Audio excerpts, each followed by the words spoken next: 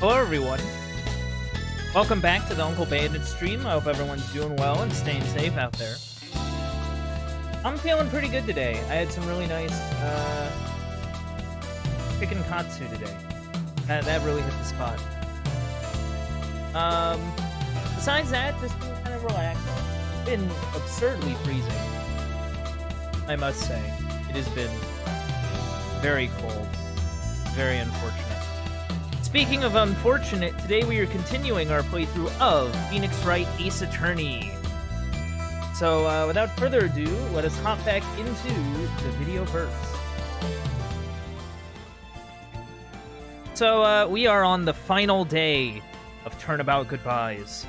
What revelations will come to light in this part of the episode? Well, let's find out! And of course, this is the Funny Voices stream, so this will be something. This is it. Judgment Day. Today, things are going to get settled at last. A lot of things. What's the big idea? Sorry, Nick. I only touched your shoulder. I guess the shock hasn't worn off from my run-in with the stun gun yesterday. Anyhow, today's the last day of the trial. Good luck, Nick. Is that like a thing with stun guns? Or is that like a comedic thing they decided to throw in? I don't know. I don't know that much about stun guns. Yeah. Thanks, Maya.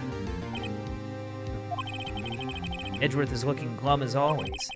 I hope Von Karma doesn't push him too hard. Oh! What are you doing? Sorry, I'm sorry. I just thought I'd cheer you up with a pat on the back. Maya, maybe you should go outside and discharge? Right, good idea. Try not to electrocute anyone on your way out. Oh, pal! Oh, hey.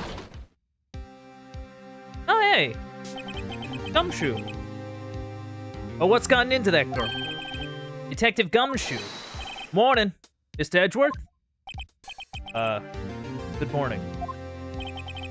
How'd it go, Detective? Have no fear. As promised, I captured our runaway caretaker. I just brought him in. Took all night, pal. Thanks, Detective Gumshoe. You must be tired. Actually, after that shock I got on the way in, I feel pretty good. Yogi said he's forgotten his own name. That has to be a lie. Why would he want revenge on Edgeworth if he couldn't remember his past? Ugh. He does remember, and I'm going to prove it.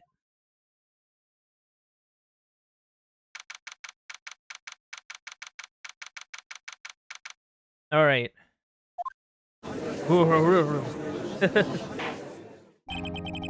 Court is now in session for the trial of Miles Edgeworth. The defense is ready, Your Honor. Yeah, that's what he does. The prosecution is ready. Right. Very well. We've reached the final day of our proceedings in this trial. I ask that the prosecution submit decisive evidence. Understood. Come on, don't be awed into silence by every little thing he says. Very well. Mr. Von Karma, your opening statement. Right. Thanks to Detective Gumshoe's efforts, the boat rental shop caretaker has been arrested. In yesterday's trial, the defense asserted that the caretaker was the murderer. However, the caretaker has yet to confirm this. I would like to ask the defense to cross-examine him as much as necessary. Very well. Please bring the witness into the courtroom. Yes. Oh. Yep, this guy. Ladies and gentlemen of the court, I believe you all remember our witness. He lives in the boat rental shop on the lake, from where he witnessed the incident. In addition, he has currently lost memory of his name and identity. Witness? Why did you run away yesterday? Objection. The witness was not running away, as he will now testify. I see. Very well. Please begin your testimony. Wake up. Wake up, wake up, wake up, wake up, wake up.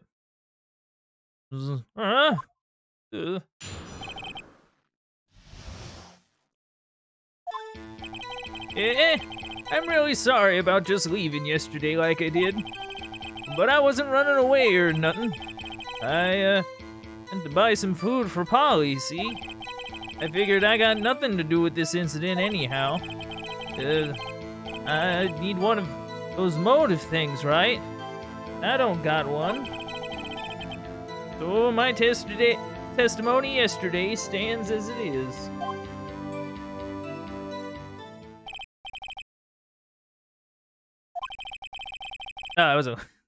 Let's begin the cross-examination, shall we? He has to know his name. Yanni Yogi. You're Yanni Yogi, and I'm going to prove it.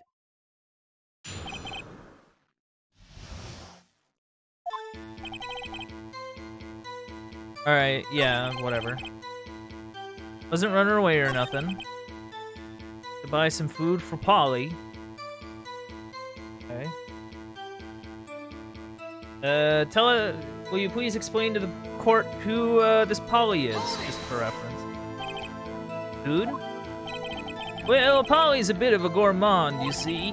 He only eats these high-quality bird pellets from France. They only have them in the big pet shop downtown. But you weren't arrested until this morning. Why didn't you go back to the caretaker's shack? Well, I kinda got lost, you see. The witness has trouble remembering things sometimes. When the police apprehended him, he was on his way back to the shack. Yeah, right. Nice try, Von Karma. No one's going to believe that. I see. So he was lost. Please, Your Honor, come to your senses.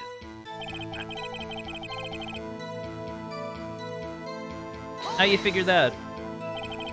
You've lost much of your memory, is that correct? Yep. It seems like it. And how could you know that you didn't have anything to do with this incident? Or maybe you're lying about not having your memory, You know exactly who you are. The witness has testified quite clearly that he has no memory of who he is. You claim he's lying, then show the court proof. Yeah. How am I supposed to prove what's going on in that old codger's head?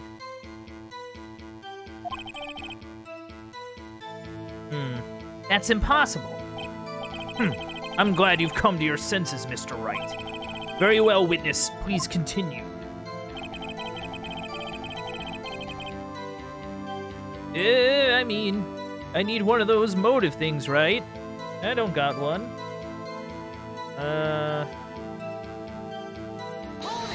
Hold it. How can you say that you had no motive? I say you do. You had a grudge against Edgeworth and the victim, Robert Hammond. That's why you took revenge on them, right? Objection. Please don't make me repeat myself, Mr. Wright. The witness has no memory of anything beyond several years ago. He can't hold a grudge. It's impossible. I have to prove he's lying about his memory. Otherwise, it's going to be the same thing over and over until the trial ends. Might I say something, Mr. Yeah, what's up, Judge? Yes, Your Honor? You've been saying the same thing now over and over, when calling the witness's memory of the past, or lack thereof, into question. Does this really have anything to do with the current case? Of course, Your Honor. The witness has said he has nothing to do with this case and no motive. Both of these statements are lies. Order! Mr. Wright, there is a serious problem with your claim. Or are you saying you know who this witness is? Of course, Your Honor. Now this is interesting. I would like to know myself. So who is he? And don't play dumb, Von Karma. Mr. Wright, please tell us this witness's name. His name is Yanni Yogi. His name is Yanni Yogi, a former court bailiff. Yogi? That name seems familiar. Oh! Yanni Yogi, from the Dl6 incident. It figures the judge would have heard of it. It was such a famous case. But what does this mean? Your Honor, if this man is Mr. Yogi, then he has a clear motive. Tisk, tisk, tisk. Jumping to conclusions again, Mr. Wright. This witness is Yanni Yogi. Fascinating. However, how do you propose to prove this to the court? This is a court of law, as you may recall. You need proof. And allow me to repeat once more that the witness has lost his memory. This is it. I have to do this now. If I can't prove he's Yogi right here, right now, then I've got nowhere else to go. Nick, how are you going to prove it? How can you prove that he's Yanni Yogi? It's okay. It's actually quite simple. Your Honor, please take this man's fingerprints. Then we'll compare them to the fingerprints on file for Yanni Yogi 15 years ago. I see. That makes sense. Tisk, tisk, tisk. Huh? I'm so very, very sorry, Mr. Wright. What? Why? The witness has no fingerprints! What? What?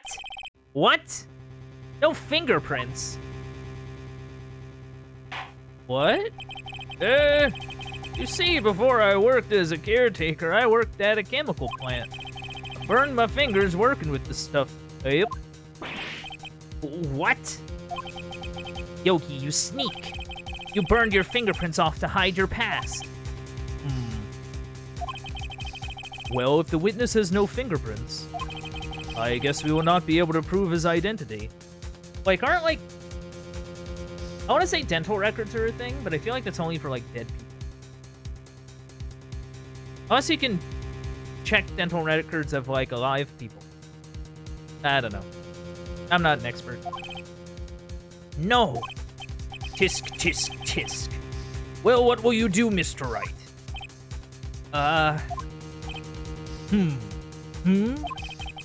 Seems that the case has been decided, no? No! I know what happened. I know everything. I just can't prove it.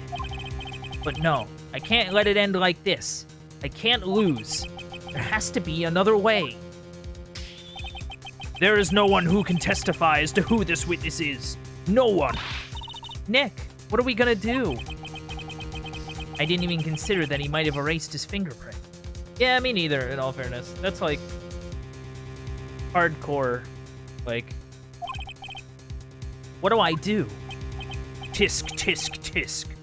Well, Mr. Wright, perhaps you'd like to cross-examine his parrot for a little comic relief, Yeah, very funny. You're a sore winner, Von Karma. Wait a second. Cross-examine his parrot? Are we about to cross-examine a parrot right now? What is this, Nick? I like how, like, the cops get, like, wrecked for consulting a spirit medium, but cross-examining a parrot is pretty, like, whatever. Like, unless this is, like, a bit they're doing. No, you're not going to... Your Honor. The defense would like to take Mr. Von Karma up on his proposal.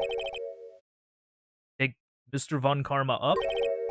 On my proposal? Exactly, Your Honor. I would like to cross-examine the witness's pet parrot.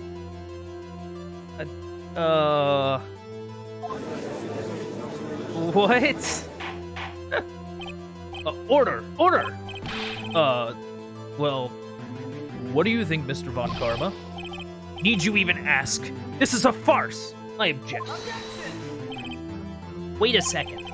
You're the one who suggested I cross-examine the parrot, Von Karma. I have a right to do as you suggested. Well, if you're so desperate, then please be my guest. Of course, should you go through with this, and nothing comes of it, then I hope you're ready for the consequences. Nick, this is crazy. Well, still want to go through with your little game? You know what, let's do it. Let's do it, chat. I wanna cross-examine this parrot. Let the parrot take the stand. I will cross-examine her, Your Honor. This is the most ridiculous thing I've ever heard. Von Karma's rigged every person's testimony. Every piece of evidence. Except the parrot. She's my last chance. At least, I think so. Yeesh. Bailiff, bring in the parrot. Bring in the parrot, yeah. This is happening. That's quite a bird. Please tell us your name. Name. The witness is ignoring me. It must hurt to be ignored by a bird. Ahem. Very well, witness. Who is your owner? Please, testify for us. Oh my god, this is happening!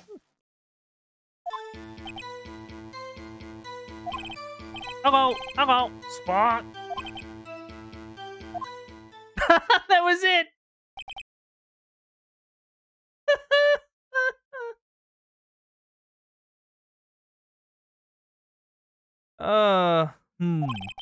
Certainly the most concise testimony we've had so far. Very well, begin your cross-examination. Right. What are you going to do, Nick?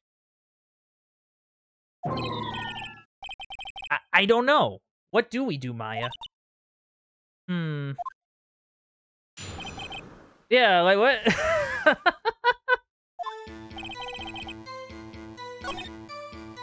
What? Like, we only have one thing. Witness, you can't just say hello and expect us to get anywhere. I want you to testify. Maya, you talk to her. Right. What do I say?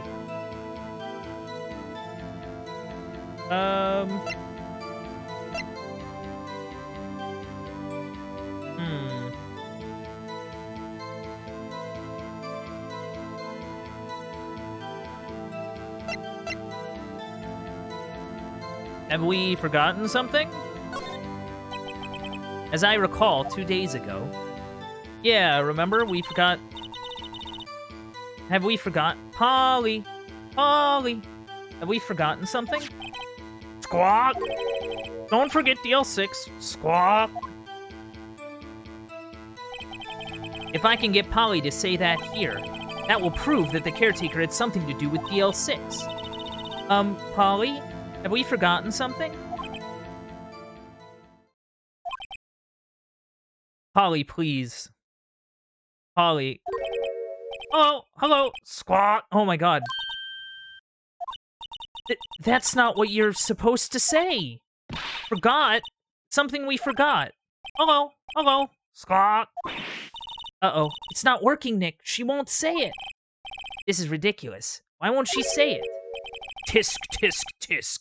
Something the matter, Mr. Wright. Wait. Don't tell me Von Karma expected this.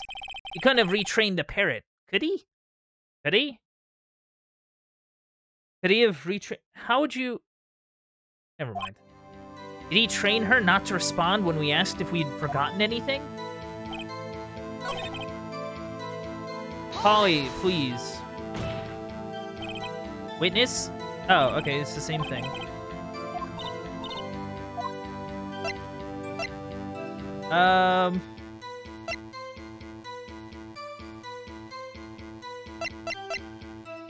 What's your name? Maybe I should get her to say her name. Polly, Polly, what's your name? Polly, Polly, Squawk. Mr. Wright, I think we've established that this parrot is named Polly. Does this have anything to do with her owner's identity?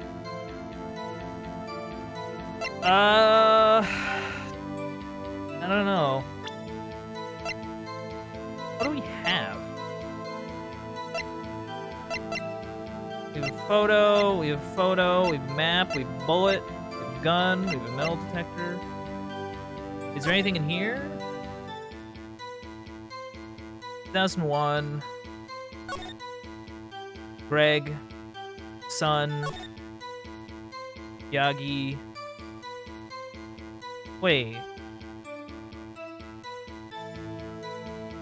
After his arrest, fiancée Polly Jenkins. Huh. I don't think that's a coincidence. You know what? We'll roll with it. Yes, it does. Huh. Fascinating. You claim that the parrot's name will prove her owner's identity. Then show us this proof.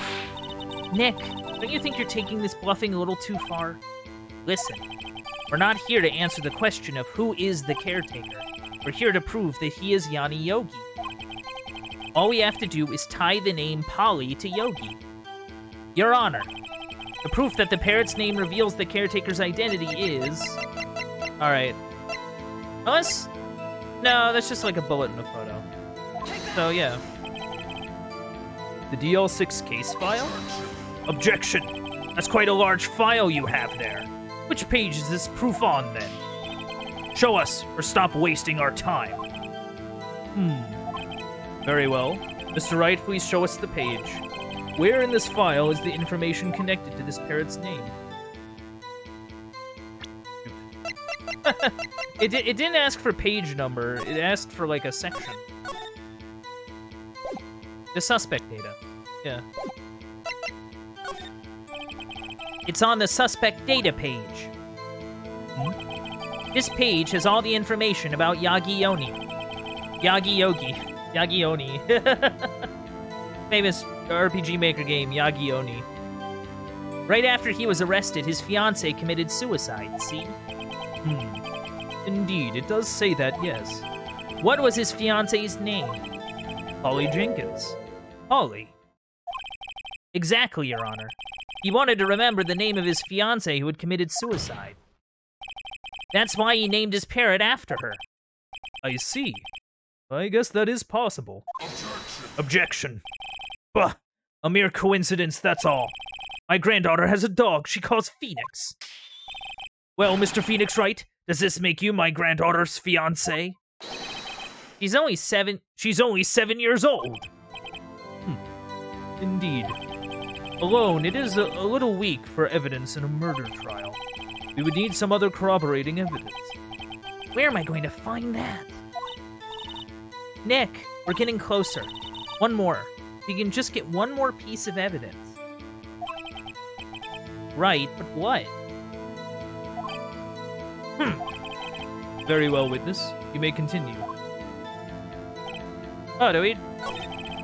Like, the only thing we have to press her on is this. Like... Witness, you can't just say hello and expect us... Yeah.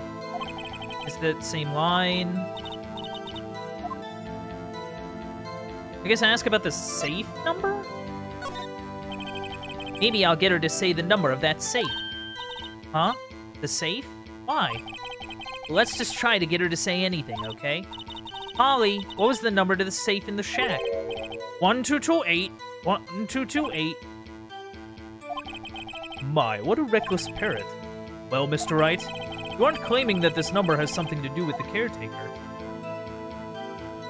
Wait. Actually, it does. That's why I had her say it. Huh. Ridiculous. How can the number to a safe tell us who the caretaker is? Show us your proof. What could possibly link this number to the caretaker's true identity?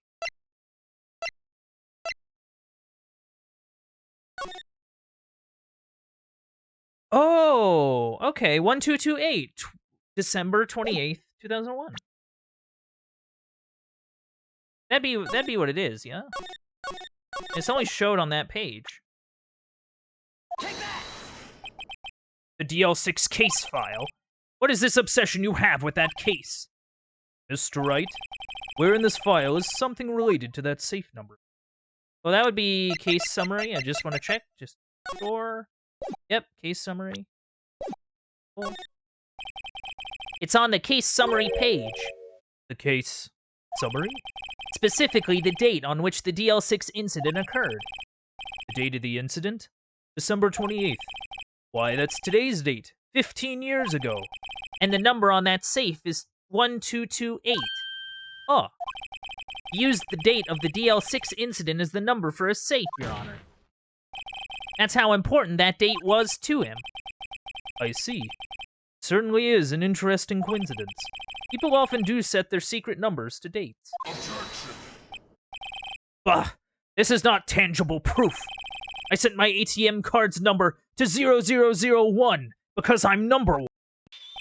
This has nothing to do with a date. Nothing. Also, you just revealed your ATM card to everyone. That's enough. I think we've reached a conclusion here. This is a mere coincidence, that's all. True. That is a possibility.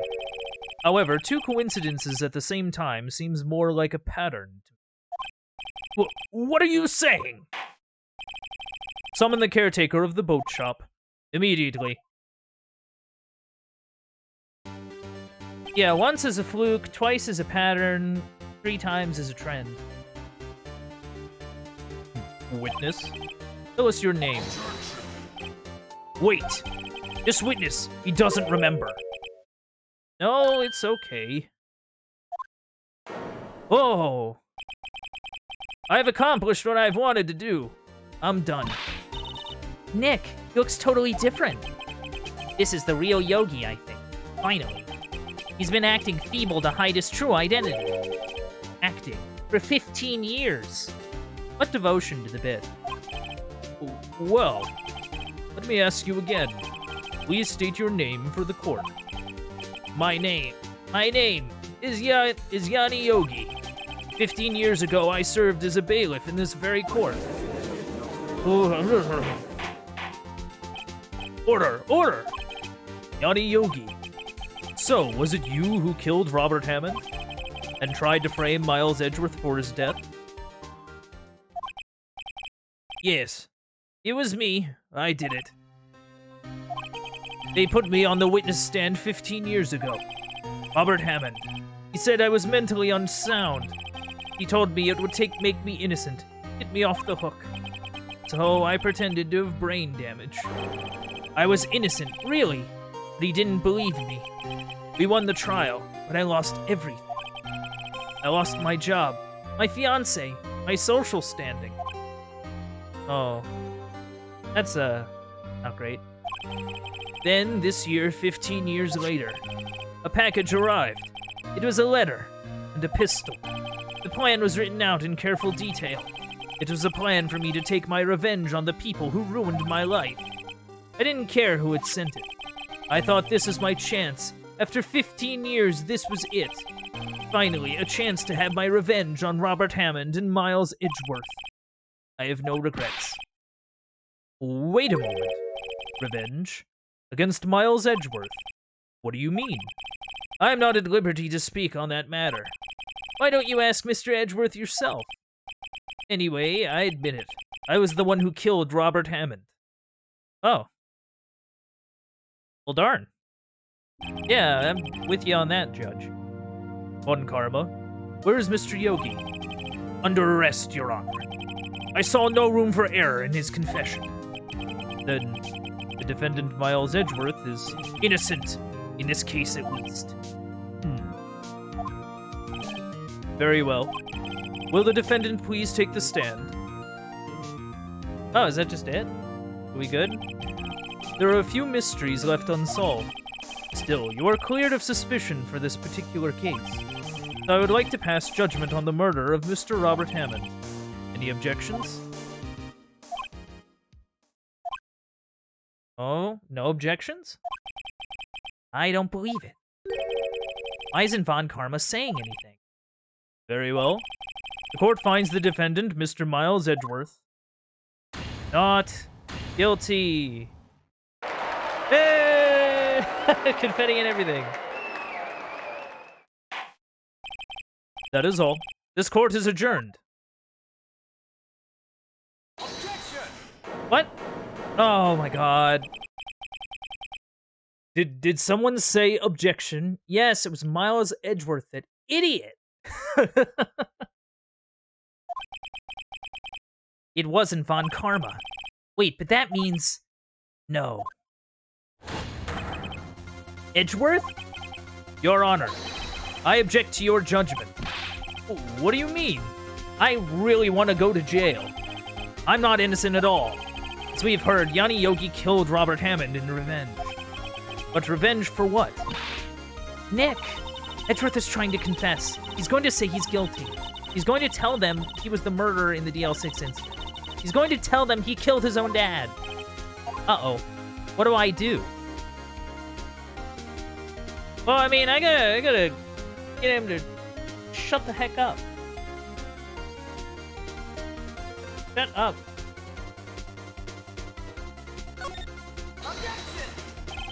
The judgment has already been passed. I object to Edgeworth's outburst. Didn't something like this happen yesterday, too? Oh, that is true. I believe a certain witness raised an objection after a guilty verdict was passed. That would be Larry. We must hear this new statement. We must hear Miles Edgeworth. He's right. We have a duty to hear Mr. Edgeworth out. Oh, that's not good. For 15 years, I've had a recurring dream. A nightmare. It's only a nightmare. That's what I told myself. But now I know it wasn't a dream. Yanni Yogi wasn't the killer. You mean, in the incident where your father died? From the distance of the shot, it wasn't a suicide either. Everything was as clear as day. The murderer, the criminal in the Dl6 incident. It was me. Your Honor, I confess my guilt. I am guilty for Dl6, the statute of limitations of which ends today. The culprit is me. This is... I'm kind of laughing at, like, the dramatic nature of the whole thing. Like, it's so... Wow. I kind of love it.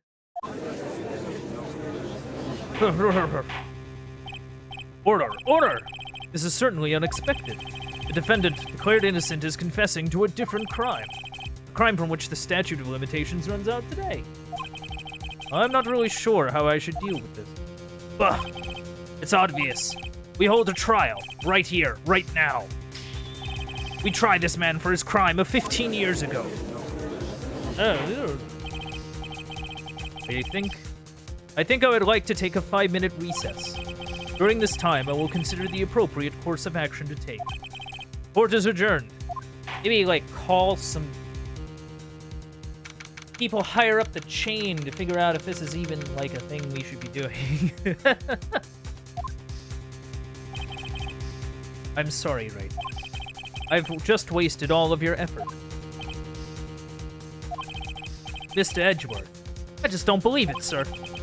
I mean, you killed your dad? I didn't want to believe it myself, Detective. But it's the truth. I deserve to be punished. Murder is murder, no matter what the circumstances. This is crazy! Just crazy! Nick? What are you doing? Huh? Oh. I was just reading through the court record once more. I'm getting my case ready. Your case? For what? Huh? Isn't it obvious? I'm going to prove that Miles Edgeworth is innocent. You know what? Cheers, Phoenix. You're trying. What are you talking about, pal? He just admitted to it. He confessed that he did it. In court. Yeah, I mean, yeah. I mean, I believe there is... I could be wrong on this. I'm not, like, a legal expert. I believe there is sort of a legal precedent of, like, if a confession's given, like, under duress, or, like, something like that, it can be sort of thrown out. Or, like, the confession isn't really seen as, like, a binding thing, because, like, they were doing it under pressure to confess. Like, you know what I mean? I don't know. But, who knows? I'm sorry, Edward, but I don't believe you're a nightmare.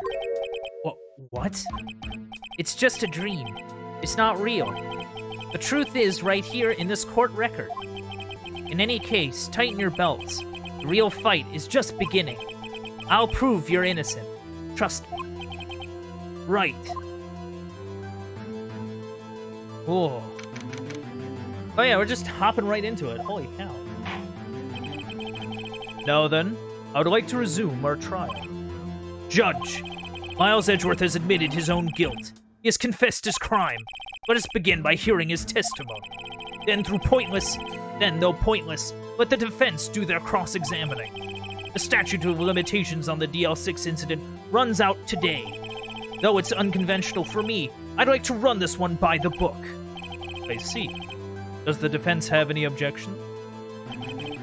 No, Your Honor. Von Karma. You knew this was going to happen from the very beginning, didn't you? Very well. Very well, then. Will Miles Edgeworth take the stand?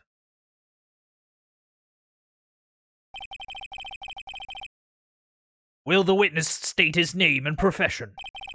Miles Edgeworth. I'm a prosecuting attorney. Mr. Edgeworth, 15 years ago you mistakenly killed your father, Gregory Edgeworth. Is this correct? It is correct. Then testify about this matter to the court. When Edgeworth was telling me about his dream yesterday, I noticed something. One detail didn't quite fit. That will be the key, but only if I can get it to work. Please, please. So there's one thing about his dream that seems off. So we gotta read. We gotta pay attention. That day, I'd gone to the courtroom to observe one of my father's trials. As we went to leave, an earthquake struck, trapping us in the elevator. My father and Mr. Yogi lost their composure and began to argue. Just then, something heavy fell at my feet. I picked it up and threw it at Mr. Yogi. I wanted them to stop fighting. A moment later, there was a single gunshot, then a scream. It was a terrible scream. I remember it to this day. That's all.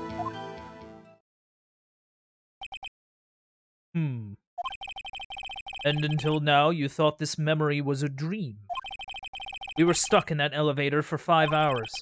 The oxygen in the elevator ran out, and I lost my memory of the events. Bah! The same claim Mr. Yogi has made. Very well. Mr. Wright, your cross-examination, please. Yes, Your Honor.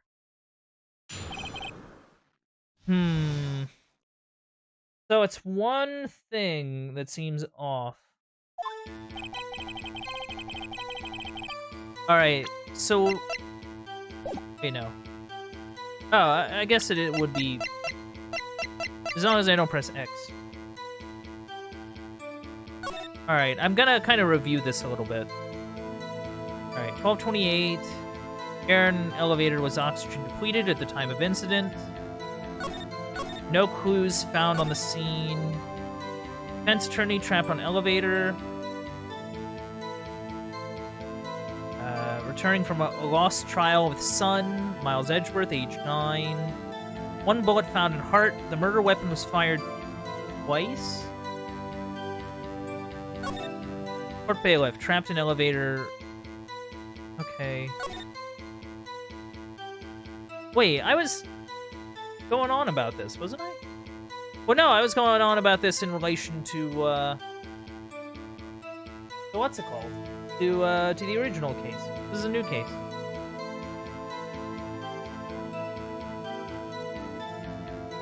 Wait. Went to leave, an earthquake struck. They lost their composure and began to argue. Just then, something heavy fell at my feet. I picked it up and threw it at Mr. Yogi. I wanted them to stop fighting. Oh! Oh! Your dream is wrong, Edgeworth. Your memories have betrayed you. Objection! Are you sure you only heard one gunshot? Yes, I'm sure of that. I heard the shot and the scream. Then everything faded. I was unconscious until the rescuers came. I see. No, Your Honor. Unfortunately, you don't. Look at this file one more time. This plainly contradicts the witness's testimony. You do enjoy dragging out that file, don't you? I don't accept this evidence, unless you can tell us what page it's on. It would be the victim's data, yeah? It's like the one page we haven't used yet. Look at the victim data in this file. It says it's quite plainly the murder weapon was fired twice. Miles Edgeworth only heard one gunshot. Yet the murder weapon was fired twice. The first shot was the accidental firing when the pistol was thrown. So, who fired the remaining shot? That is true. Was there, perhaps, another shooter who fired that second shot? Your Honor, as I'm sure you're aware, this incident occurred 15 years ago. The evidence is dated. The pistol did fire twice. However, we do not know when that second shot was fired. It might have been fired the day before the incident. There is no proof that the second shot had anything to do with this incident. What? I see. You do have a point, Mr. Wright. The murder weapon was fired twice, as we have heard. One of those shots was fired by the defendant, a boy at the time. Do you have any proof that the other shot fired had something to do with the case? I would think. Hold on.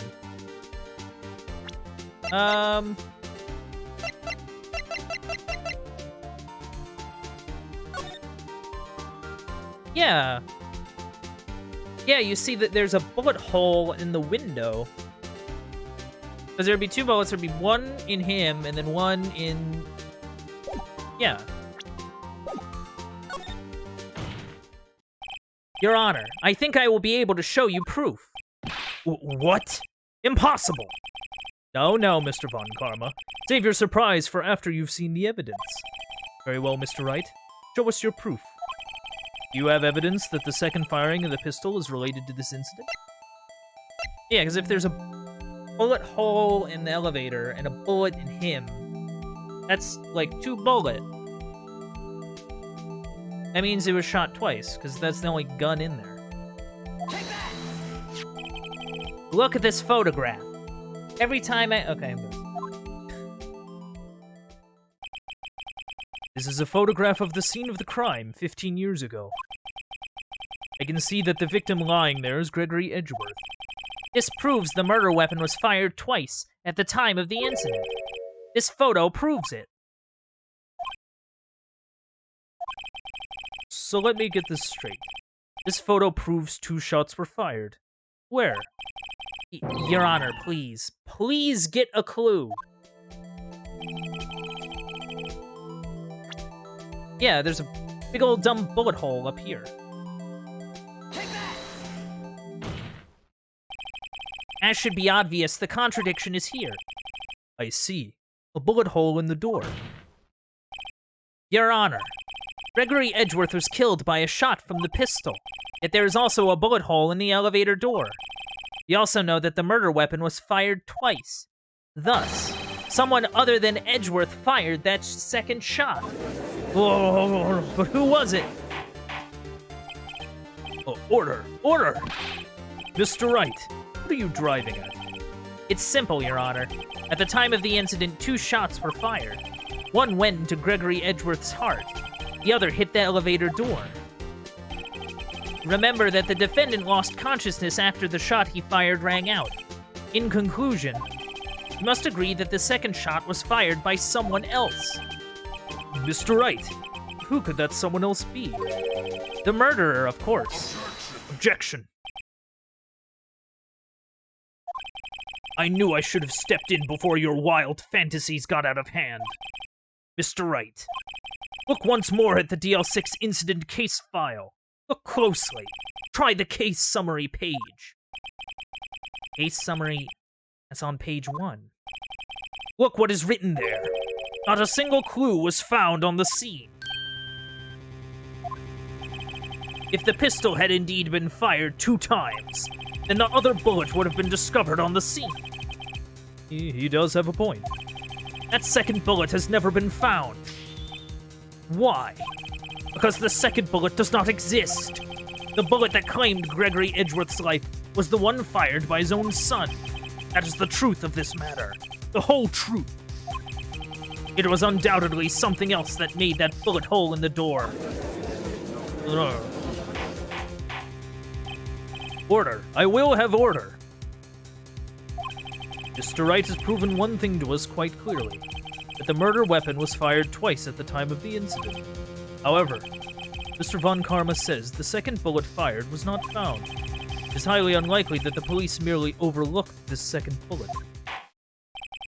So all we have is the single bullet fired. I'm afraid I have to discount the defense's claim. Oh hey, what? Tisk, tisk, tisk. I praise the judge for his wisdom in this matter. Yeah, how did this happen? I don't believe that the second bullet didn't exist.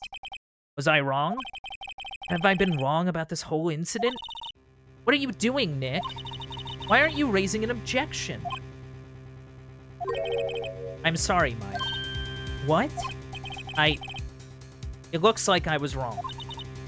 Nick? If the second bullet wasn't there, then all my conjectures are for nothing. No. But you said you'd do it, Nick. You said you'd get Edgeworth declared innocent. Yeah, this should teach you a lesson about making promises you don't know if you can keep. I'm just saying. I'm sorry. It's just, when I saw the photograph, I thought that 2 shots had been fired. I was so certain of it. I thought I'd won. I thought there was another person, someone else who fired the killing shot. But now, I was wrong to think it could be that simple. This case has stood unsolved for 15 years. Nick. Well, it seems that we have finally cleared up this incident. Only 1 bullet was found at the scene of the crime. That shot was fired by Miles Edgeworth. Precisely. I would like to ask one thing of Miles Edgeworth before passing my verdict. Have you been paying attention to the trial so far? Yes, Your Honor. Do you have any objections? No. No, I do not. So you killed your father, though that was not your intention? Yes, I did. Oh no. He's accepted the guilt. Very well.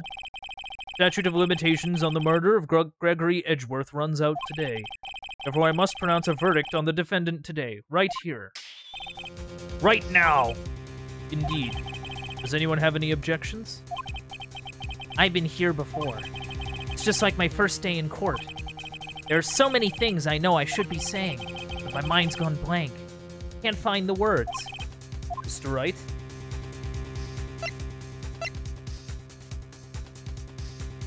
I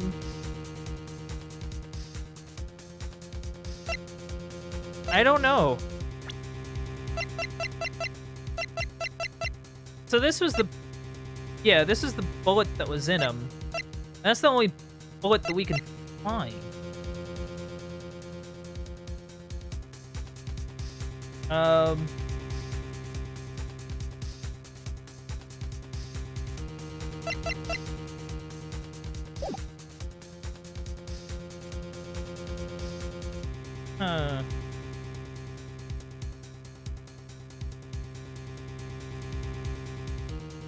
I don't know. I don't really know what...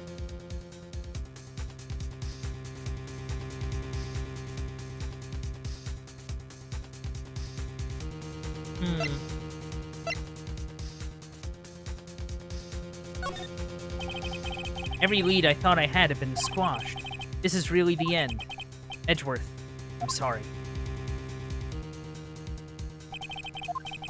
I closed my eyes. What was it that I had been doing all this time? Wasn't my whole life leading up to today? But now that I'm here, I know I failed. Mia, I'm sorry. No. Oh. Mia? Not yet. Flashes of Mia. Hmm? Uh-huh. Maya? What? Object. Your only weapon. Are you okay, Nick? What's happening to me? I have to think. Wait. Don't think. Act. Objection! Your Honor! I object. Tisk, tisk, tisk. Mr. Wright, on what grounds do you object, hmm? Oof. Nick? I don't know. This case is perfect. Oh no. Ah! It must exist. The second bullet. Well, yeah.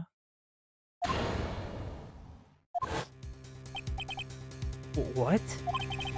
What did you just say? Nothing. The second bullet must exist. But where? Someone took it. Seems waiting is not going to produce us any answers from Mr. Wright. Wait, Your Honor. The second bullet, it existed. What? But we've just heard proof that it did not exist. I realize that, Your Honor. I'm really grasping here. It's just someone took it from the scene of the crime. That's what happened. Okay, so he would take it. Yeah, I mean, people Have done that. At least I think they've done that. Like, they've taken, like, casings and stuff from crime scenes just to hide it. Or at least I would think. Oh, I'm not an expert. But who? The murderer. Objection. The murderer. Then tell us, just who is this murderer? I'm still thinking about that one. So the criminal took the second bullet. But why? Huh? First of all, how would they have found it? It's not easy to find a stray bullet, Mr. Wright. Was there some pressing need for the murderer to search for that bullet? I mean, no. He didn't need it. Why would the murderer have spent the time to look for that stray bullet? I haven't got a clue. What's wrong, Mr. Wright? Bah! The murderer had no reason to take that bullet. You don't want to admit it, but it's true. Ugh. Had to take it. Had to take it? The murderer... What does that mean? You're thinking too normal. Think crazy. Alright, I gotta think crazy, chat. Don't think why the bullet was taken. Think why the bullet had to be taken. Like why he had to take the bullet? Mr. Wright? Yes, Your Honor. I have no idea what I'm doing. Well, the murderer had no intention of taking the bullet from the scene. But, the murderer had to take that bullet. Had to, Mr. Wright? What do you mean? Well, for instance... For instance, what? Maybe the bullet, hit the murderer? The bullet hit the murderer? I mean, that's an idea. Just saying, for instance. I mean, if it hit you, you would have to take it with you, wouldn't you? It's not like you could perform surgery right there. You know?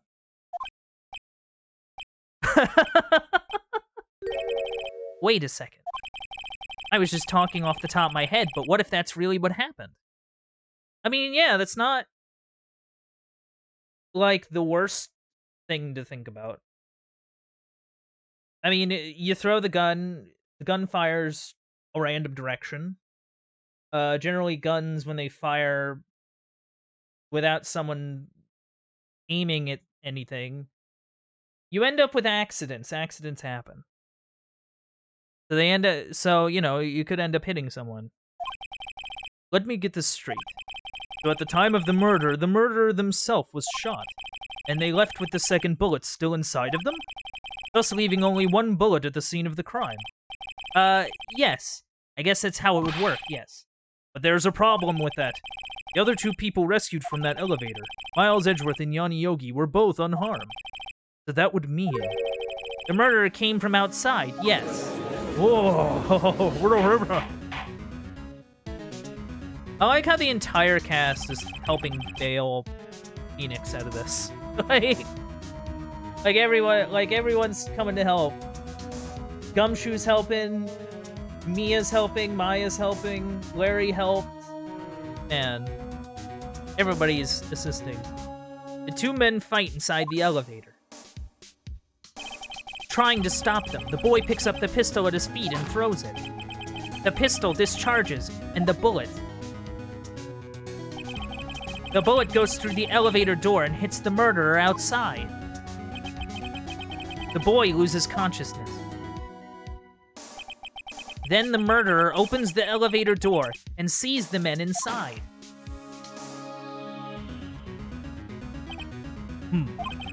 Mr. Wright, you are truly the most unpredictable defense attorney I've ever known. But you do know me. I can tell you're grasping, yet I cannot deny the possibility of what you say. What are you saying? Deny it! Deny it! No one involved with the incident was wounded. There was no murderer. No one was wounded at the time of the incident. He's right. I can't think of anyone. Hey, Nick. Huh? I just thought of something really crazy. Oh, more crazy thoughts. Okay. What do you got? What do you got, Maya? Crazy? Remember what Mr. Grossberg said yesterday? What did he say yesterday? Gregory Edgeworth dealt a blow to his perfect trial record. Wow. Must have been quite a shock for Von Karma. Took a vacation for several months after that, you see. Yet, an unusual event for the man. That was the first and the last vacation he's taken in his many years of prosecuting. 7? Wait.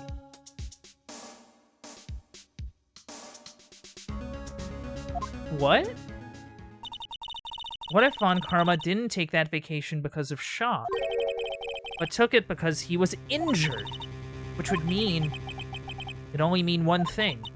He was the murderer in the Dl6 incident. He was the man who shot Gregory Edgeworth.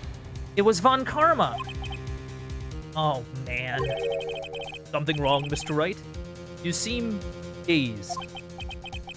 No, Your Honor. Well, you have indicated the possibility that the murderer came from outside. Can you give us the name of your suspect? Uh-oh. Did I come out and say it now? It's now or never, dude.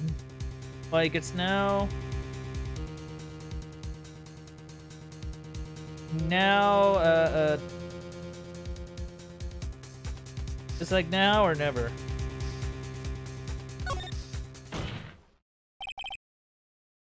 Your Honor, there is a suspect. One lone suspect. Well, this is certainly interesting news. Very well, Mr. Wright. Who is your suspect? Oh, man. This is gonna go over. My hands are shaking. Cause like, I can understand like the, like, I can understand the nervousness. Cause you're essentially accusing the prosecuting attorney of being party to a crime. And like, that's something you just, that's like not something people do, usually. But I guess since it took place at a courthouse, it wouldn't be unusual in that case? I don't know. Von Karma. Von Karma? What? Everyone's like, what? You mean the Von Karma? The prosecutor? The one standing right over there? Bah! You don't object? I see no need. Why honor this ridiculous outburst with my objection? Because you took a vacation for several months starting the day after the incident. Yet you pride yourself on a perfect record. Why would you take such a long vacation without any reason? So you're claiming that I took a vacation to heal my injury from the incident? Fascinating. Prove it. I would have needed surgery, no? Where did I go under the knife at, Mr. Wright? Bring the doctor that operated on me. Have him testify. Yeah. Nick, let's find out who his doctor is. It's no use. Edgeworth? I know Von Karma. Perhaps too well. He's perfect. He wouldn't leave clues. He probably didn't undergo surgery. That would leave a doctor as a witness. Yeah, nobody's that perfect. So what, Nick? Did Von Karma pull the bullet out by himself? That's insane. I mean, I don't know, like... No, he couldn't have. You can't just pull bullets out of yourself. So wait. What does that mean? That bullet has to be somewhere, but where? Tisk, tisk, tisk. Well, Mr. Wright, can you produce evidence to prove that I was shot? I mean, we gotta go for it. Alright, Von Karma, I'll prove it. And I'll even use evidence. I know how you like it so much. What? The evidence that proves Von Karma was shot is... So, okay, if he didn't get operated on, he didn't pull it out himself. Does he still have the bullet in him?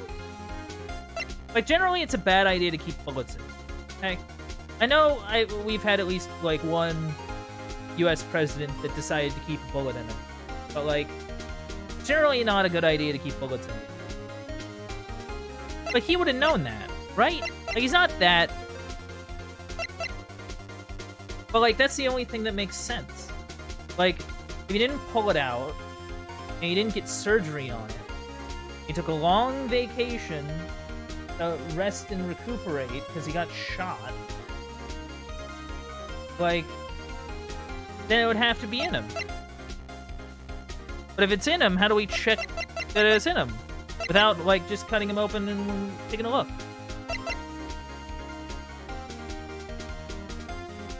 A metal detector? The thing that Gumshoe gave us? Find a frickin' air tank? Does that work on people? Like, it works on ground and soil and stuff. I don't know if it actually works on people. Like, it's the only thing we have that can detect, like, metallic stuff. Because, like, there's nothing else here that would particularly help with that. I don't know. Von Karma is perfect. He wouldn't risk surgery leaving an evidence trail. So then I ask, where is that bullet now? I think it's unlikely that Von Karma performed surgery on himself. You don't mean... I do. There is the possibility that the bullet is still inside Von Karma. Is that even possible? For all these years? I mean, it's possible. Like, it sucks, but, like, it's possible. Well, there's one way to find out. We could use this metal detector. Well, Von Karma, I'm going to run this over you and see what we find. Objection. Oh. Oh, he does not like that at all. I refuse. You refuse? But refusing this means... You acknowledge that the bullet is still inside you? Order! Order! Order! Your Honor, the defense requests that we be allowed to use the metal detector. Objection. Judge, I call for a suspension of this trial. This is an invasion of privacy. The statute of limitations runs out on this case today. It was you who said we had to end it right here, right now. Ugh. Enough. I permit the use of the metal detector. Mr. Von Karma, you will submit yourself to testing. Nick, what does this mean? I don't know, but we have to give it a shot.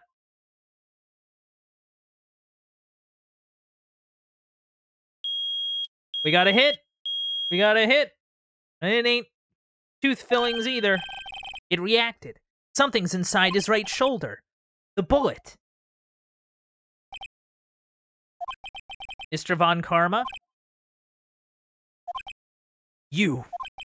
It was you. I was afraid this would happen, and so I remained silent. Indeed, there is a bullet in my shoulder. However, it has nothing to do with this incident. Oh, he's still fighting. What? I was shot in the shoulder long before the Dl6 incident. I claim that the bullet in my shoulder has no relation to Dl6. But, Mr. Von Karma, can you prove that? Prove? I have no obligation to prove anything. It is Mr. Wright who must prove something here, not I. Mr. Wright? Well, can you prove it? Can you prove that the bullet in Von Karma's shoulder was from Dl6? Of course he can't. You don't have any of the Dl6 evidence. That's because you took it out of the records room yesterday.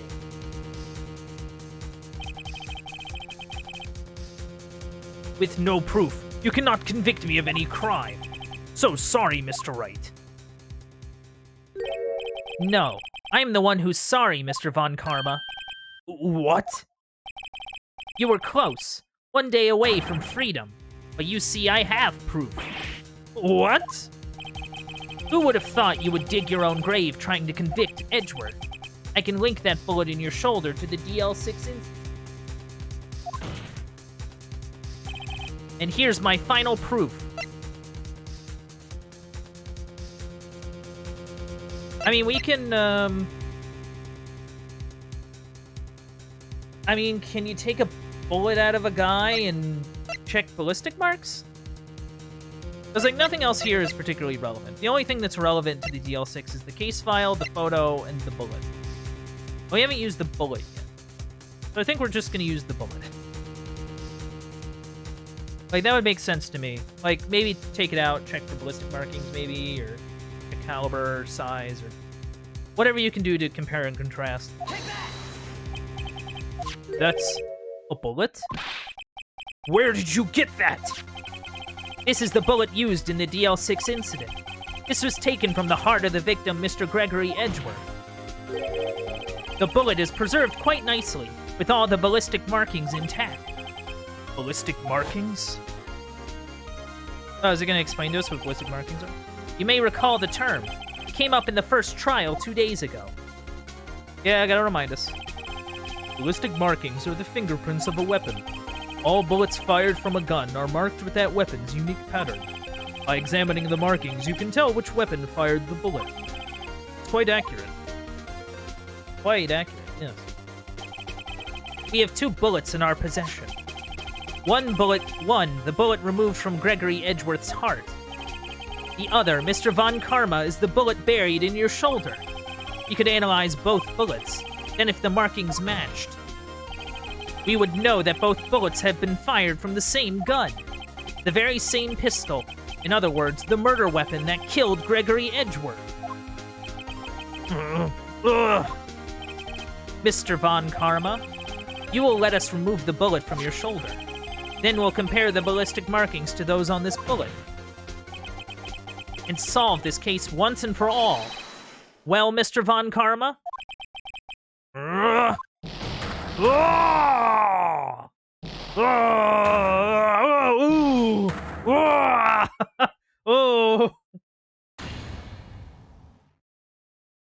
That scream. I've heard that scream before. Wait. I know. Help! I can't breathe. Quiet. I said quiet. You're not making this any easier. Stop breathing my air. I'll stop you. Stop breathing my air. Get away. Get away from my father. Bang. Whoa!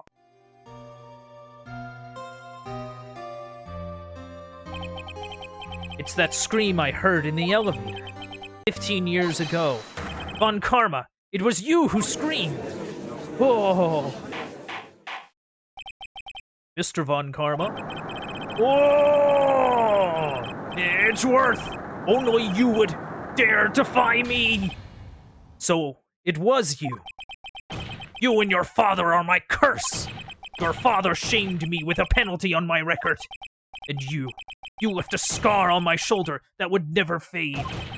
I'll bury you! I'll bury you with my bare hands! Death! He won't stop slamming his head against the wall. Wow. Chief Prosecutor, I am sorry. Von Karma, not like you to make this kind of error. I never would have thought that Edgeworth would be the one to catch you. I was careless. I'm sorry, but you will have to be penalized. I've covered for you in the past, but not this time. Whoa. Edgeworth! It was a shock like none I had ever known. Me? Penalized? It took hours for me to regain my composure. Suddenly, I found myself in the darkness. I was in the court records room. I wandered in there without thinking where I was going. The room was pitch black. The lights must have gone out. I went out into the hall and felt my way to the elevator. I pressed the button, but nothing happened. Then, there was a noise. I was in pain. A horrible, burning pain in my shoulder. Just then, the lights came back on. The elevator door opened before my eyes. I saw 3 people inside, all lying unconscious from oxygen deprivation. Much to my surprise, a pistol lay at my feet. I knew then it was destiny. Oh. In his last moments, Gregory Edgeworth was still unconscious. He died never knowing who had shot him. Later, he spoke through a medium, blaming Mr. Yogi. Man, the murder was so... It was so good, he fooled a ghost. He was fooled. It was the perfect crime. Tisk, tisk, tisk. Who would have thought another man would have come to open that elevator door? Judge! What? What are you doing? Do your job. Bring an end to this miserable charade. Now, end it! Very well. It appears that we have come a very long way to the end of this maze. 15 years later. Mr. Miles Edgeworth? Yes, Your Honor. You were innocent. You are innocent. As you said, it was all a nightmare. Yes, Your Honor. The court finds the defendant, Mr. Miles Edgeworth, not guilty! Hey! Look at all that confetti. It refilled the confetti from the last confetti drop. That is all. This court is adjourned.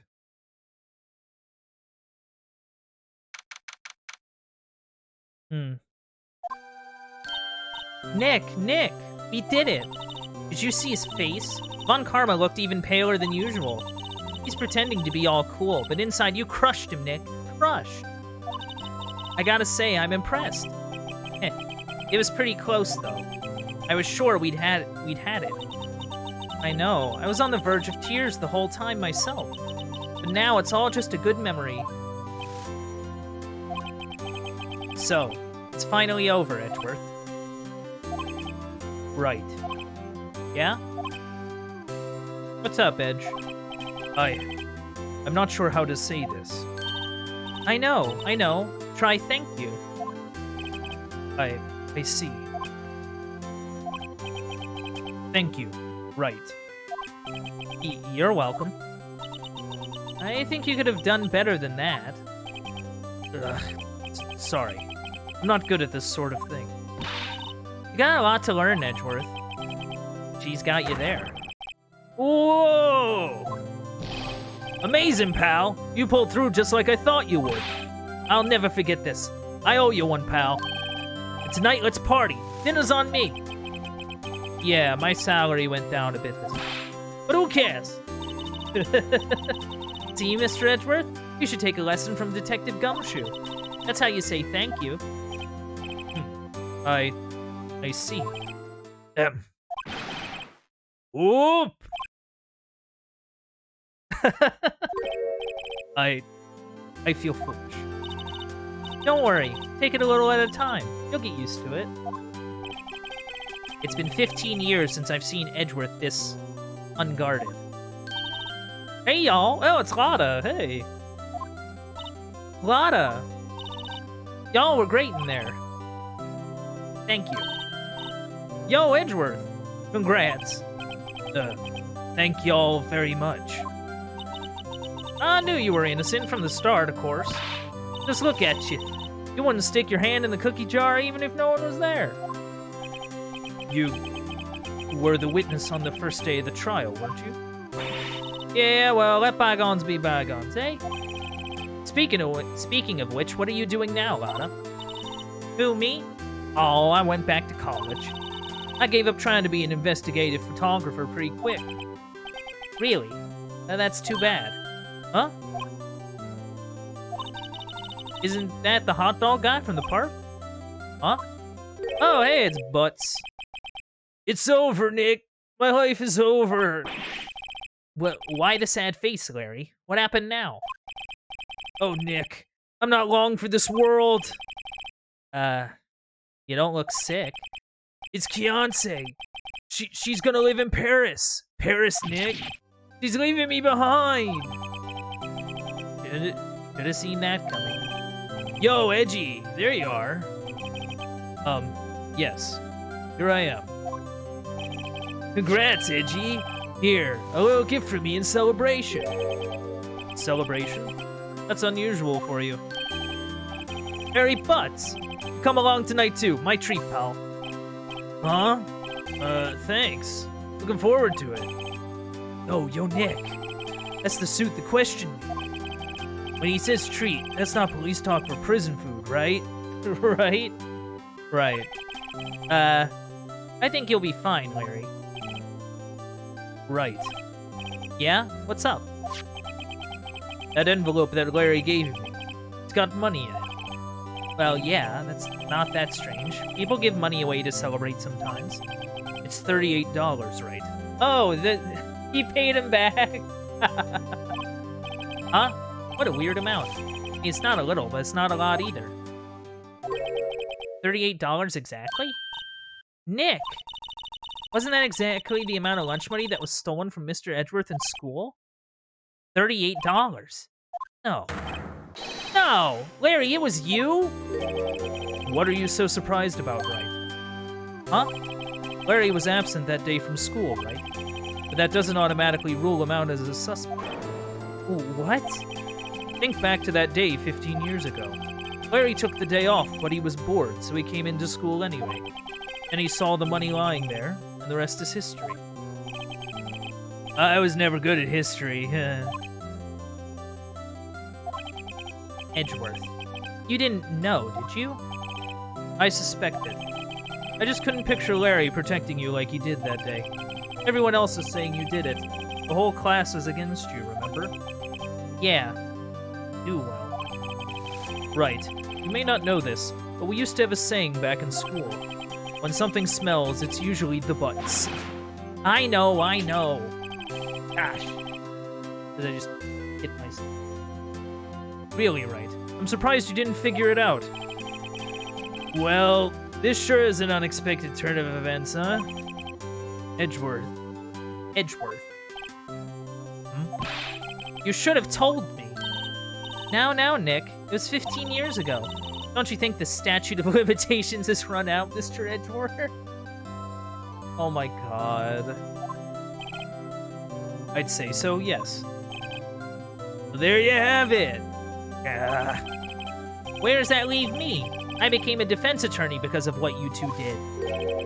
Well, you have always been something of an insufferable emotionalist. Well, you've always been insufferable. Yeah, and you get worked up too easily too, man. Death! The death sentence for both of you. Man, if I only had known, I'd become a prosecutor. The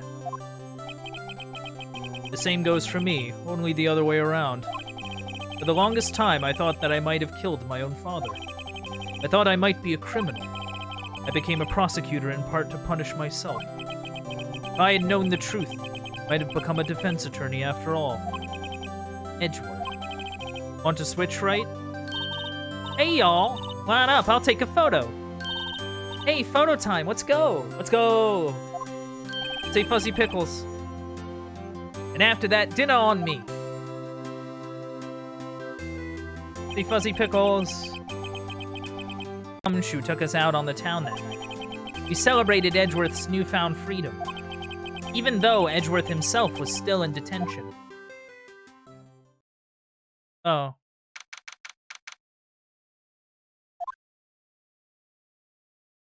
"5 a.m.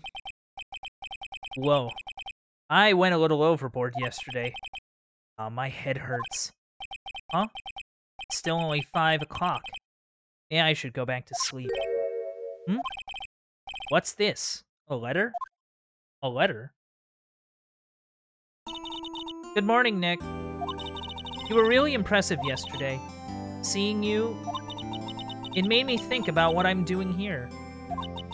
I'm a spirit medium, in training, of course. I wanted to help Mr. Edgeworth, too. I wanted to help you, but I couldn't. I was useless. So I've decided to go back to my training. I'll become a full-fledged spirit medium, for starters. I couldn't say it to your face, so I left this letter. You know what? I hope Maya, pans out. She's a good kid. Goodbye, Nick. Good kid. Goodbye? What time is it? Gah! The first trains for the mountains have already left. To the station. Do you really think you're gonna find her here? I guess I'm too late. Hey! Nick! Maya! Oh. Oh. So, you're leaving? Yeah. It's hard being a spirit medium who can't talk to spirits. And I think you'll do fine without me, Nick. Be good, okay? Hold it! Wait! What? I never could have saved Edgeworth without your help. Huh? On the last day of the trial, I heard her. I heard Mia's voice. You heard my sister? Yes, only her voice, but still. It was at the very end when I thought we'd lost everything. Well, that's my sister for you. Detective Gumshoe helped, and Mr. Grossberg, and even Larry. I'm the only one who couldn't help. I was useless, Nick. But you were the one who stopped Von Karma, Maya. Huh? I didn't do anything.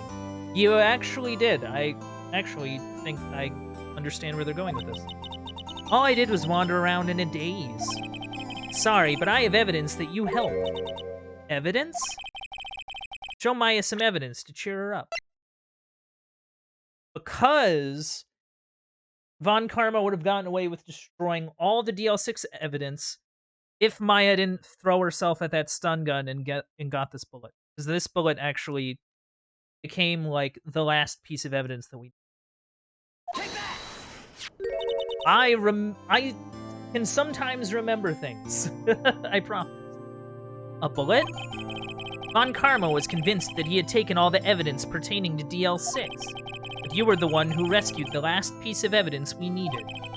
This was the bullet that put an end to Von Karma. And you were the one who gave it to me. Nick. Thanks, Maya. I couldn't have done it without you. Oh. I'll be back soon. Huh? I'm going to complete my training and come back. Okay. I'll be waiting. Of course you will. You can't run that office by yourself. You're hopeless. I don't know about that. Nope, that's the train. So, this is it. See you soon, Maya. Bye, Maya. Oh, they even made a little thing. Thanks, Nick. They even made a little screen and wow, that's nice. And so my story ends. Time to turn a new page and say goodbye to the novice defense attorney that I once was. Now a new story begins with the same old crazy cast of characters.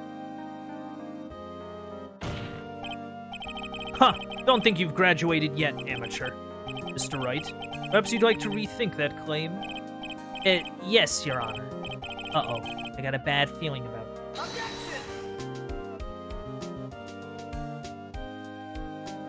Oh. Okay. I guess that's it. Hey, pal. Mr. Edgeworth came down to the precinct to wish me a happy new year. Talk about a pleasant surprise. Whoa! Detective Gumshoe! Then he hung his head low and went right back outside. Oh. Kinda like he was embarrassed or something. Strange, huh? Aw. He's still trying. So I guess that's Phoenix Wright Ace Attorney, I guess. Nick? Nah, I haven't seen him lately. Who, me? I've been working at a cheese shop. That Missy's a nice lady. She's not exactly what you call a cheap date. Oh, huh? Oh, she's in Hawaii right now. Yeah. Oh, God. But yeah, this game is so charming. Hold on.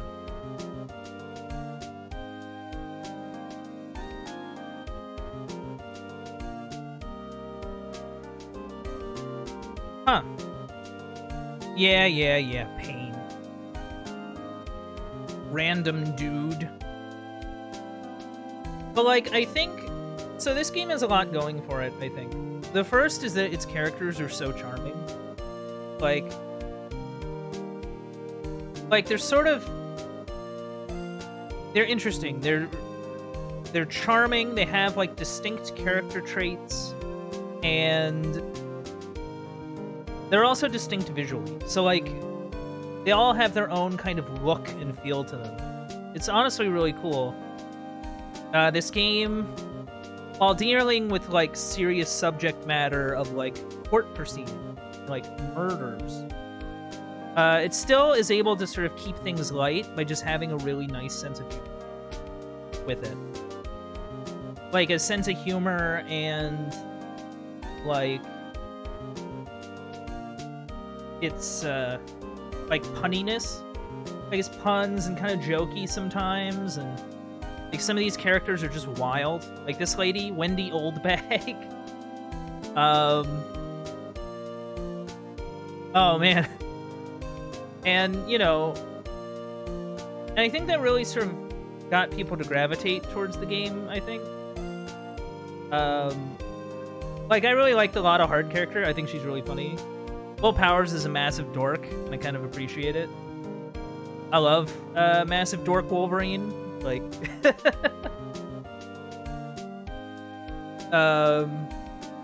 but it's also like it doesn't kind of get bogged down in all these side characters. Like, the stories are relatively like focused on like the case at hand and the people involved, and it doesn't kind of get caught up in, like, these sorts of cul-de-sacs of storytelling where it's like, oh, we gotta, like, burn time to, like, hang out with this person. Like, no, it doesn't really do that. Like, even though the cases generally last a while, like, and I kind of appreciate that. And the nice thing is that its more lighthearted tone allows it to kind of be kind of silly, you know?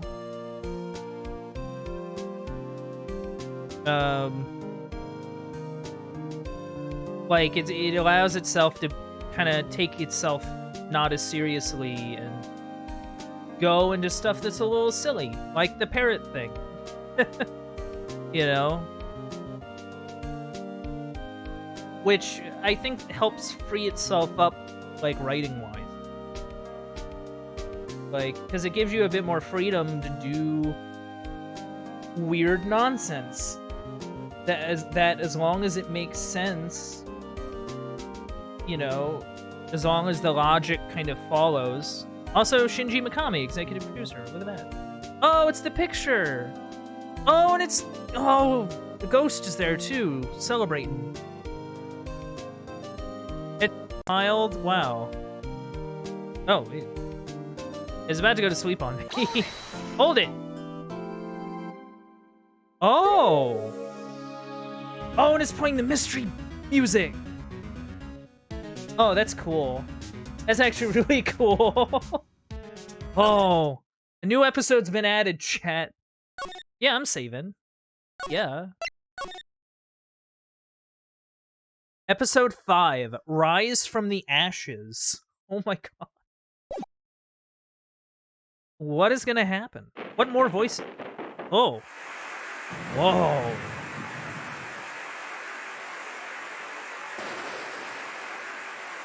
Yo, this is hype. Oh. Oh. Oh, it actually has like a little 3D element to it. Like, it actually has like a model and stuff. Whoa!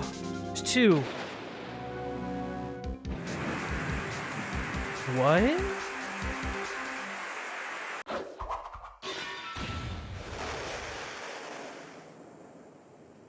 Whoa! What happened? That was legitimately, like, really stylish. It's been 2 months since Maya left the office. 2 months without a single trial. I've had offers, but none I took. That is, until the day that girl showed up. What a noir little line there. Wow. Okay, it's February. Oh, hey.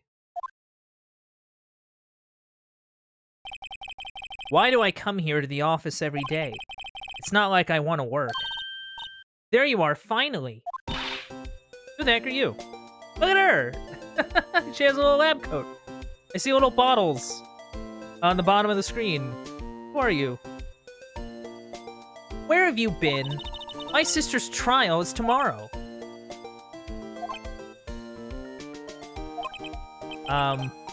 Who are you? It doesn't matter who I am. It only matters who you are. The famous defense attorney, Mia Fey. No, that ain't right.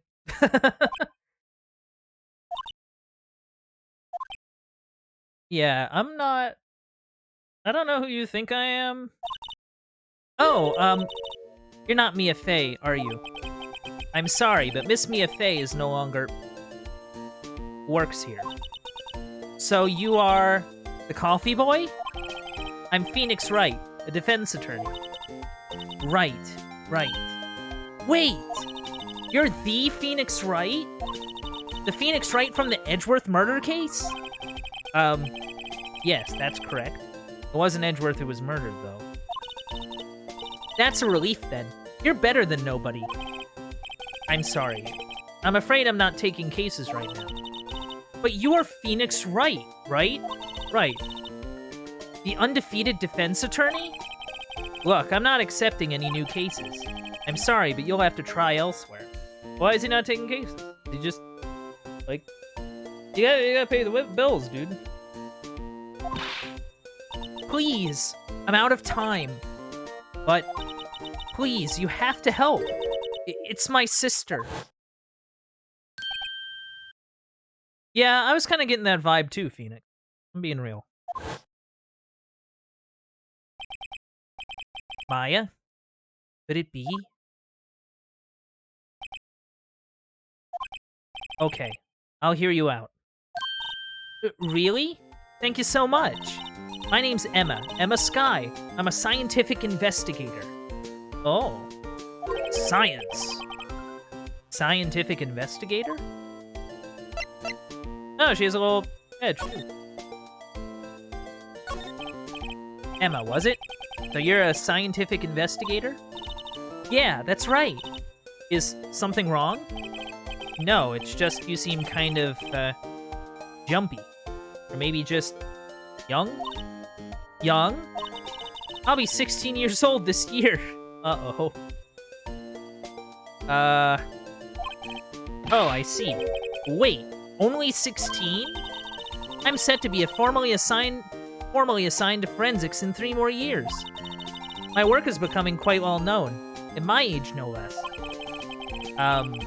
So what exactly is your current position then?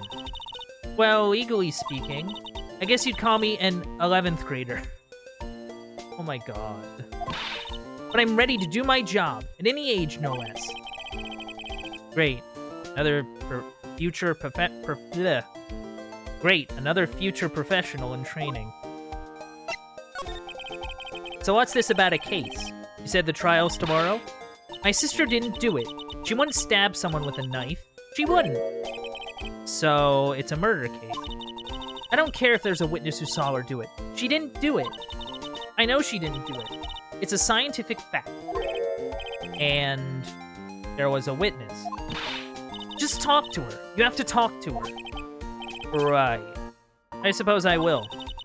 I promised her I'd bring Mia Fey, but... That's interesting. How would she know Mia? And how would she know Mia's not dead? Like, well, I mean, I guess if it's someone you're not really keeping tabs on, or, like, not really a bud, like, not reading the paper, I guess. I don't know. So, you want to be a scientific investigator when you grow up, then? Excuse me? I'm not a child, I'll have you know. Yeah, you are. I'm sorry. I mean, you're a teenager, sure, but you're still, like, not an adult. Still, it's good to have a goal, albeit a very unusual one. I believe investigations should be done scientifically. Don't you? Yeah. I can't fault her for a lack of enthusiasm. If this case is handled scientifically, I'm sure my sister's name will be cleared. Your sister? I've been doing research, you know. I'm developing a new scientific method of case investigation. I'll show you when I'm done. I'm looking forward to it. Guess I should get down to the detention center and talk to her sister. Yeah, like, how's your sis know Mia? My sister asked for Mia specifically. This Mia Fey person was a few years below her in high school. So they went to the same school, huh? She always told me to go to Mia if I ever needed a defense attorney. And, well, I need one. Incidentally, Mia is a woman. Now that you mention it, I guess it is more of a woman's name than a man's. Well, it's nice for you to help your sister out like this. You must be close. Oh. Oh no. Well... Actually, when she gets like she is now, I kind of hate her. Huh? But she's my only family. Your only family? What about your parents? They died in a car accident when I was little. Oh. Man, anime. Anime happened. Oh. I'm sorry. Well, I guess we can just meet with her. Hey, how you doing?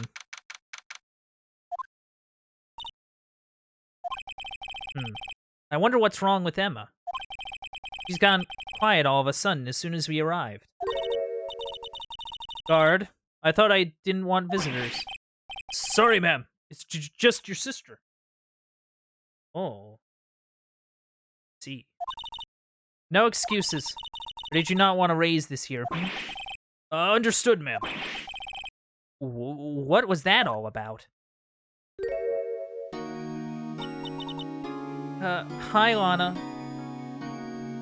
Hi, Lana. Hello. You there? Funny. I seem to remember specifically telling you not to come here. Perhaps my memory is failing.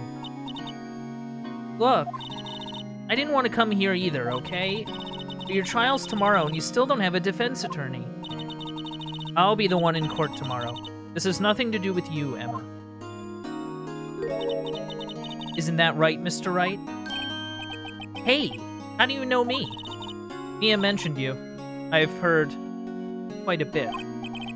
I'm sorry, what exactly is it that you do? My name is Lana. Lana Sky. I'm chief prosecutor for this district. You're a prosecutor? Not just a prosecutor, the chief prosecutor. 2 sisters. One a lawyer. Could this be a coincidence? Emma? Lana? I mean, they're just like... Is something wrong, Mr. Wright? Alright, well, let's have a chat then. Hey, lady, what's going on? There's something you should know from the start. Which is? The suspect in this case has confessed to the crime. Huh? Wait, but the suspect... The suspect is... me. I did it. Well, Mr. Wright? Well, why don't you begin by telling me exactly what happened? The crime took place yesterday, February 21st at 5:15 p.m. That's quite specific. It was in the witness's deposition. A witness clearly saw me committing the crime. My, that was a bit of bad luck, wasn't it? The crime took place in the underground parking lot of the prosecutor's office. The body was found in the trunk of my subordinate's car. Prosecutor's office, huh? In your subordinate's car trunk? Classy. I was arrested on the spot, caught red-handed, as it were. Well, that's just great. She ain't doing much to help herself. Just gonna point that out. So who was the victim? An investigator with the police department. I suppose the correct term is detective. A detective? Death was due to a loss of blood. He was stabbed once in the stomach. By you? Death wasn't immediate, but the wound was fatal. I see. Allow me to repeat myself, Mr. Wright. The victim was a detective. You know what that means, don't you? Uh-oh. What? Mr. Wright, what does it mean? Well, it means the police department will consider it a matter of pride to have me found guilty. They will use any means at their disposal to do so. Oh, yeah. Reminder, the cops are bad. Well, basically, it's a... Well, it's basically just a thing of like, oh, you messed with one of our own. We're gonna... We think you did it. We're gonna mess you up real good. Probably. I don't know. This case gets worse and worse with everything I learn. Yeah, I'm with you there. So you're the chief prosecutor? That is correct. I am responsible for overseeing every trial handled by prosecutors in this district. I make sure the prosecutors have what they need to do the job, and manage every aspect. Those are my responsibilities, in a nutshell. That's an awfully large nutshell. Still, I'm a little surprised. I would think you'd recognize the district's chief prosecutor, Mr. Wright. Huh? In fact, it seems impossible you wouldn't. Lana? What happened to your hand? Yeah, what did happen to your hand? Oh, this? I cut myself by accident.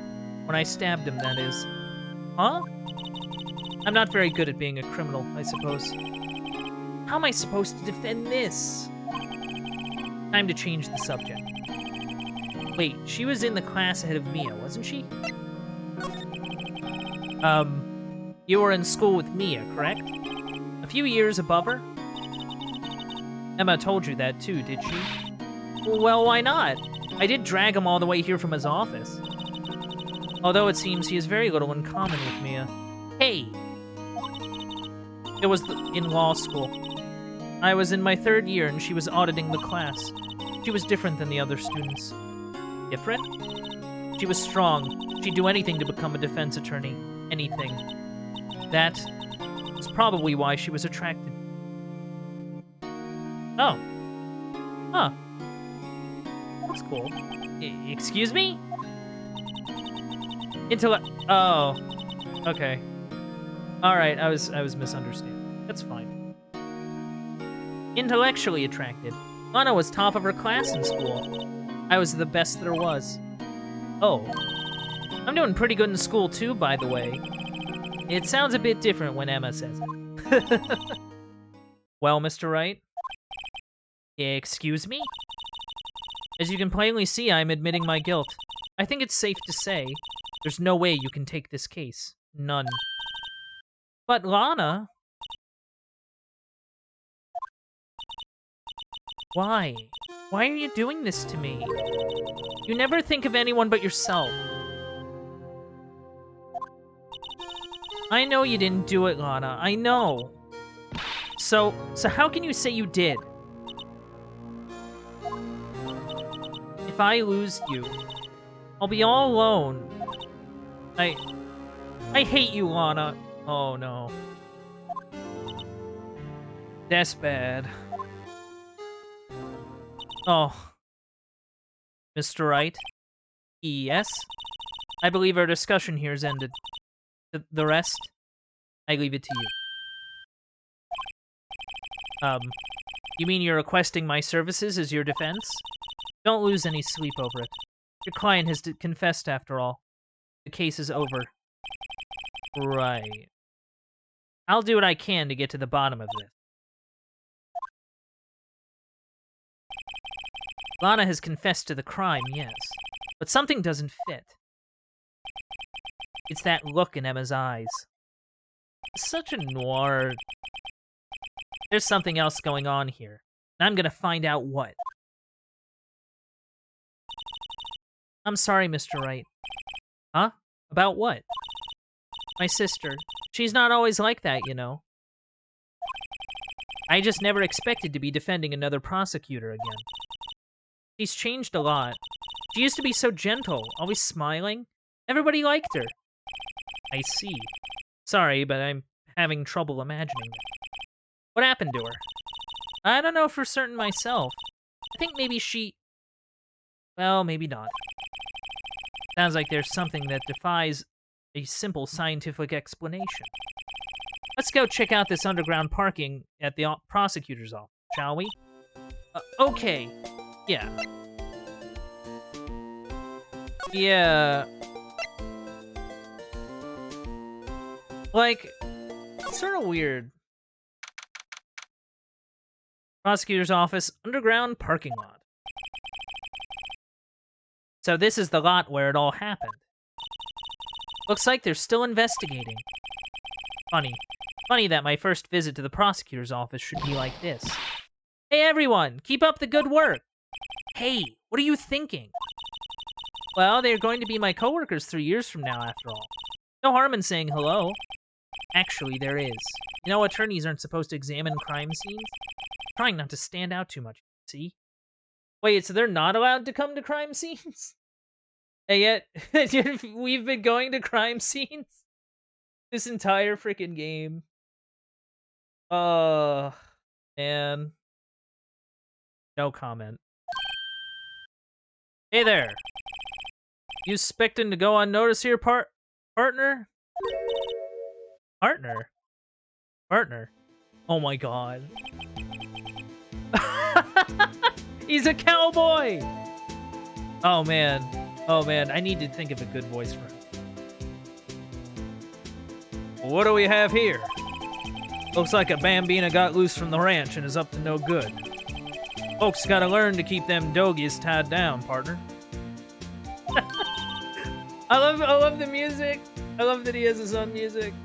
But Mr. Marshall. What's his name? Marshall? Looks like more a sheriff to me. Looky here, Bambina. I know how you feel. But this is my gang's gold strike, see? Strike? This is our claim, our territory, with a motherload of evidence. If you're fixing to mess with what's ours, you'll regret it, partner. You know what dreams the cacti out in the desert dream? You want to? What's this guy talking about? What is this guy talking about? You head along home now. Happy trails, Bambina.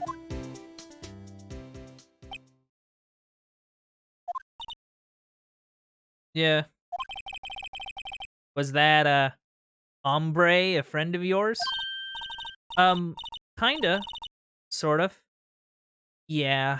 He's a detective. Who thinks he's a sheriff from the Wild West, it seems.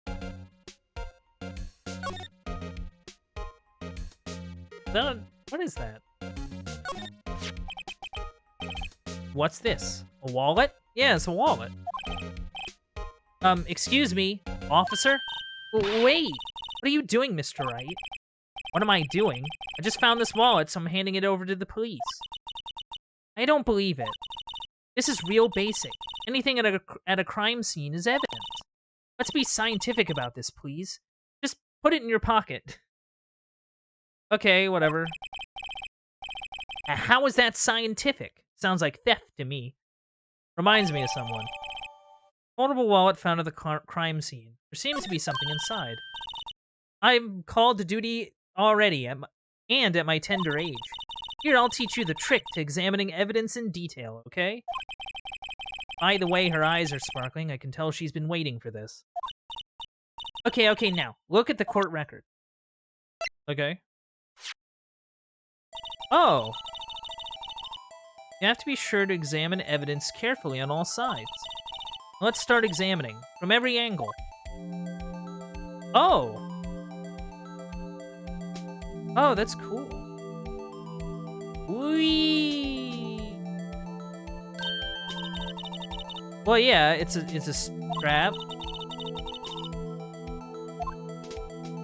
Okay. I can get behind this. This is an ID card. Sergeant Bruce Goodman. ID number. It's also blurred out. Why is it blurred out? That's weird. I don't know why they would blur it out. I guess.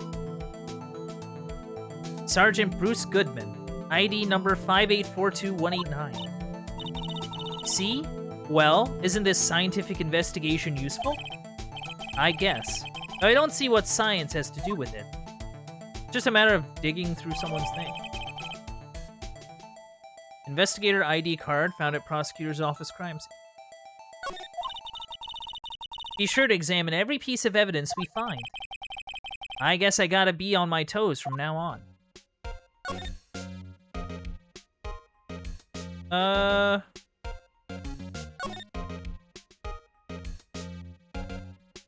Okay. That's a phone. No time to waste. Let's get hunting for clues. I wonder what this is. Well, partner, looks like you got no intention of going home quietly. It's this dude again. The sheriff. Like I said before, this here's our claim. You'd best be moseying along, unless you're fixing to bite the bullet. Yeah, scary. Could you just tell us one thing? Who owns that car? Well. The little filly's got a good nose on her. You want to know who rides that red Mustang with the body in her saddle, eh? Please. No problem, partner. About time for vittles anyway. Get yourself to the saloon up on the 12th floor of the Prosecutor's office. Might just find you a cerveza you like. That's... Prosecutor's office? Where does this guy think he is?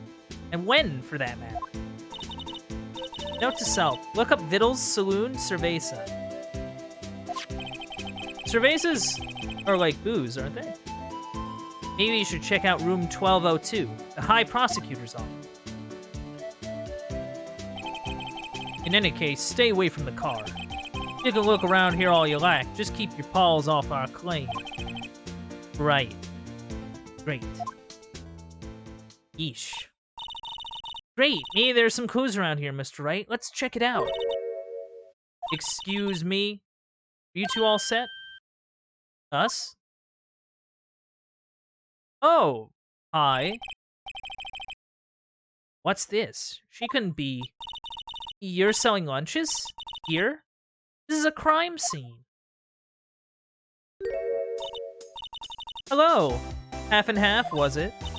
Oh, thanks. And you, sir? Yes? Why are you just giving me food? Some crunchy goodness coming at you. Thanks. Interesting way of doing business. This area is off limits to anyone without clearance, especially passers-by. Or are you officers? No, but you don't exactly look like the type to have clearance. Well, that's hardly a way to greet someone. Even if my days as the cough-up queen are over. The what now? Like, that's a nickname, if I've ever seen one. Cough up? Huh? You know, I'm feeling kind of full. Maybe I'll pass on lunch. I'm quite connected to this case, you see. The images are burned into my eyes, you might say. Yes, all the sordid secret. Secrets? Dear me, you are a slow one, aren't you? Oh. I'm referring to the murder, the stabbing of that detective. What? A witness clearly saw me committing the crime. Whoa. You mean you're the witness? My sister was talking about? Please, cough up, Queen. Tell us what happened. My name is Angel Star. Don't you go forgetting it. Or, before you know it, I'll have you whimpering at my heels. Oh my. Yes, ma'am. Yipes, she means it. Yeah, what's your deal? Somehow, I knew. Yesterday was a day of destiny. I knew something was gonna happen. Just like I know that the daily special on Friday every week is salmon. Destiny? Was yesterday special for some reason? You're a defense attorney, right? You should know then. You should know the foul misdeeds of the evil ones who haunt this den of inequity. Evil ones? Prosecutors. They have no qualms at all about blackening the name of innocence. And yesterday they paid homage to the most evil one of all. They gave an award for King of Prosecutors. What a farce. Is that like a thing? So she's saying there was some sort of prosecutors convention yesterday? I was almost compelled to lace their lunches with something foul. Do you have a personal grievance against prosecutors or something? Nah. Or is there some kind of scientific evidence of this, evil? Young miss, mock me at your own risk. You'll soon find out why they call me the cough-up queen. Ew. Ew. The most heinous of all the evil ones. The one they awarded yesterday. It was in his car they found the body. Proof that he devours the evilest lunches of all. Really? Really what? I'm totally confused. One thing's clear. This lunch lady has a thing against Prosecutor.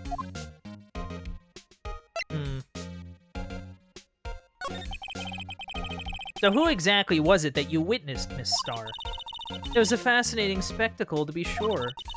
I now feel like I know what they say when they talk about a woman's wrath. To see Lana Skye wield that knife so... Her knife flashed in anger, bringing him to a sad end. It was truly a sight to see. You mean you saw the very moment of that crime? The sound of his silvery ties to this world being cruelly cut still rings in my ears. And the rhythmic beat of Lana Skye's knife. Wait a second. You know Lana Skye? Of course. It's quite a feat, becoming chief prosecutor. How many lunchboxes of sin did she pack to make that journey, I wonder? She always travels light. Now, why would this pretty lunch lady know the chief prosecutor's name? Oh, man. Would we ask you a bit about yourself, Miss Starr? I come here every day to sell lunches.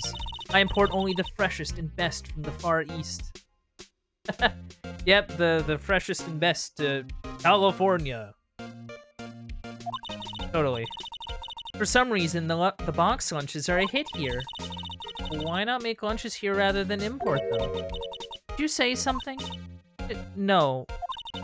Only true connoisseurs can understand. What the heck was that? The kind you can only tell someone who has tried General Tso's Trilobite lunch set. What was that? Never mind. You win. I don't even want to appreciate part of a Trilobite. I don't even want to appreciate part of a Trilobite's flavor. Anyway, I come here every day to sell lunches. My boyfriend works in the security room here at the prosecutor's office.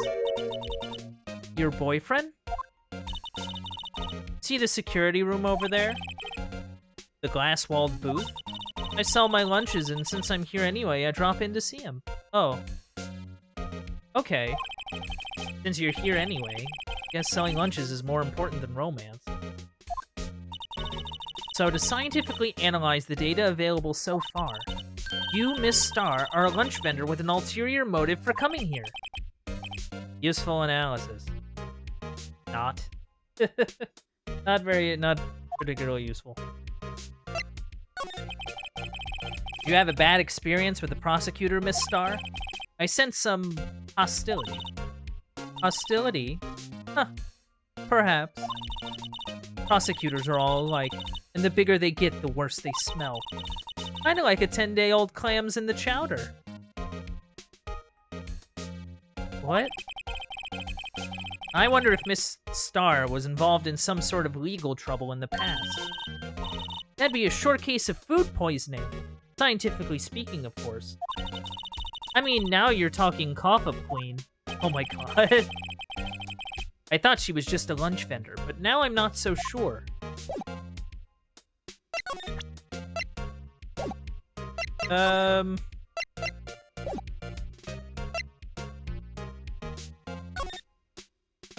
Hey, you don't... Oh, he actually can't slide over. That's interesting. The game won't let us do that. Oh, I got some barrels. An oil drum. Looks like it was filled with water.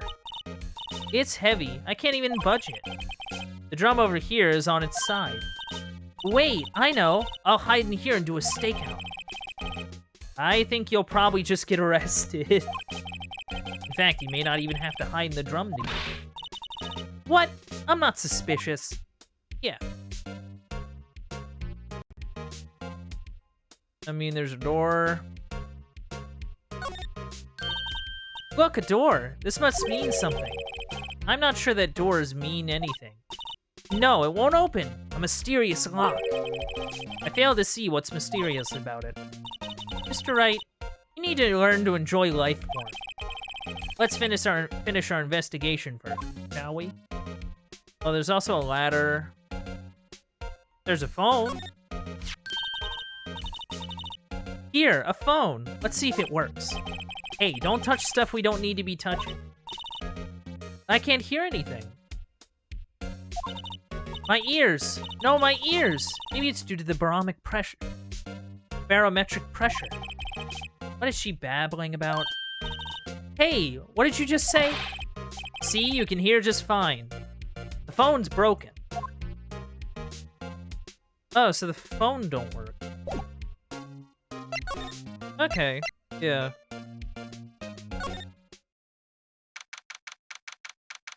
Oh. Oh. Is that Edgy's outfit? I see Edgy's outfit. I see a silver samurai. Man, what's going on in here? Giant quill. This is the kind of room that just screams, I can do the job. Quite a change from your office, really. Oh my god. I just got roasted. Thanks. Look, look! There's a trophy or something here. A trophy? What, that shield? It takes real nerve to display stuff like this. Whoever's office this is, they must be a real stuck-up jerk. Phoenix Wright. You never tire of prying into other people's business. That voice! Oh, it's Edgeworth. Cool. Long time no see, Edgeworth. No, long time no see, Edgeworth. I forgot which one I was voicing. Ah, I press a button. Huh? Ah! Mr. Edgeworth. You know him from somewhere? Of course. I'm his biggest fan. My sister introduced us once and... Right. Her sister is the chief prosecutor, after all. Well, what brings you here? I'll warn you. I've been known to be a real stuck-up jerk. No, did I? No. It's just... Mr. Wright here, he... Hey, don't blame me. We're just here to investigate a murder case. Murder? A body was found in this nasty bright red sports car in the parking lot.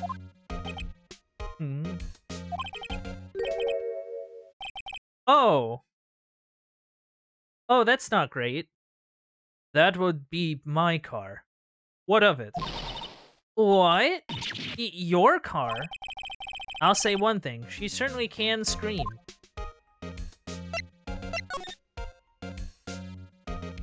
I see you got an award. That's cool. I've been wondering, what the heck is this? There's a big K on it. Of Prosecute. Huh? What's that? It's the King of Prosecutors trophy. King of Prosecutors? It's a great honor. They send the shield to the best prosecutor every year. What? So? So that K, that's... K stands for king? Yeah. You got a problem with that? I almost fell out of it. You got a problem with that? I didn't design the thing. King of Prosecutors? Kinda like Employee of the Month, only better. Oh, it's evidence. On the record, at least. I'm curious about the... My. What an amazing bouquet. Just right for Mr. Edgeworth. No kidding. Hey, there's a card on it. Back from the dead. Wendy. Wendy? I've heard that name somewhere before. Oh, old bag. And beside it, a giant steel samurai! Wow, I want one.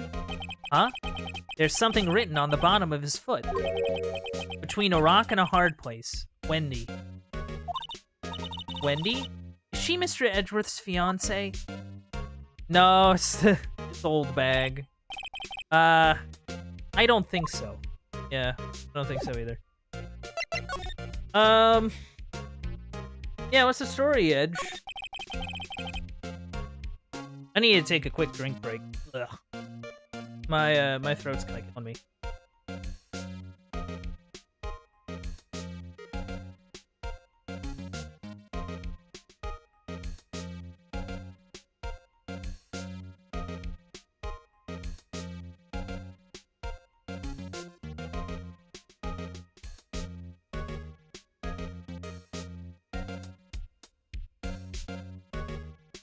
Alright, I'm back. I didn't really give myself a break there. I really should have. Ugh. But, yeah, where were we? So the body was found in your car? Go ahead. Say it right. You think I did it, don't you? After you went through all that trouble to help me last year, no less. No, we don't think you did it. I mean, it was my sister who stabbed him. Wait, no, she didn't do that. I mean... Wait. So you're the chief prosecutor's little sister, then? Yes, sir. Emma Skye. It's nice to meet you again. Now, that didn't sound forced at all. Ah, now I remember. You've really grown. I'll admit, it was a surprise for me, too. To think that my own car would become the scene of a murder. More surprising still, I'm being forced to prove my superior's guilt. I can understand... Wait, what did you say? Yeah, what did you say?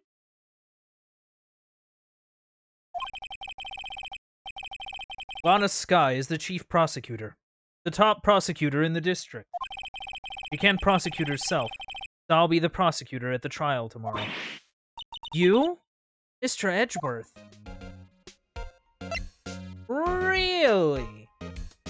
I guess they have, like, no other prosecutor. Like, I guess. Like, they had Lana, and they have Edgeworth, and they have Payne. They're not gonna ask Payne to do it.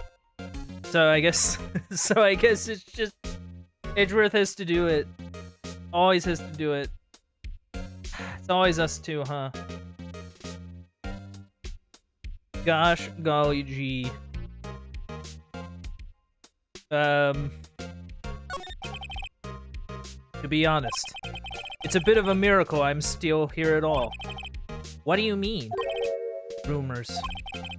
You've heard the rumors about me, haven't you? Miles Edgeworth. Oh, bro. It's hard to remember a time where there weren't rumors about this guy. Forging evidence, arranging false testimony, illegal searches, you name it. Thanks to you, my innocence was established in the trial at the end of last year. However, there are some who say I'm the one responsible for the current incident. What? That's crazy. Some people need very little excuse to think ill of others. Honestly, yeah, there's truth on that. It's a fact of life. Impossible to stop. But some of them even go so far as to present me with a toy, like... They think it's funny. Toys? That bronze shield?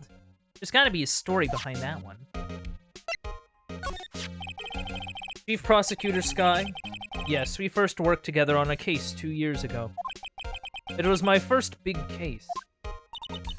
That's right, I remember. 2 years ago. I wasn't even a lawyer yet. Since then, I've always felt that she was looking out for me. It appears I was mistaken. Mistaken? Why? I mean, I know she's not the warmest person, but I'm sure she felt some responsibility for you. Then, why? Why did she stab someone in the trunk of my car? Not only that, she stabbed him with my knife. Oh! Wait, why do you have a knife? You know what? Don't answer that. What? Mr. Edgeworth, your knife was the murder weapon?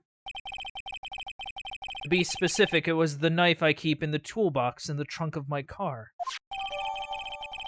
Oh. No prints. Traces of blood. Why do you have a knife in your toolbox, dude? I mean, I guess there are people that, like, carry knives around, but only for, like,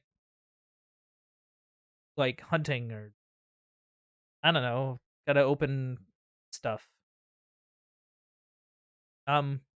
Edgeworth? What? Are you sure you didn't do it?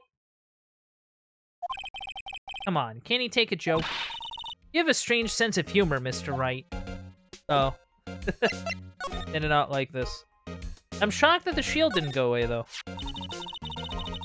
So that's the King of Prosecutors shield, huh? Well done, Edgeworth. You must be proud to be the King of Prosecutors. Congratulations, King of Prosecutors! Please, stop saying that. That still doesn't explain one thing. Why is the tip of the shield broken off? That is a good question. I don't know why it's broken. Do you know why it's broken, dude? Are you gonna talk to me about it? Hey, why is this broken? Why is it broken? Oh. Okay.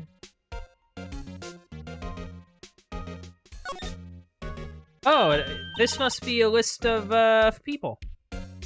There's a metal plate here. It looks like the names of all the previous recipients are engraved on it. Wow, one guy's listed a bunch of times. Von Karma. I guess he must be a foreigner?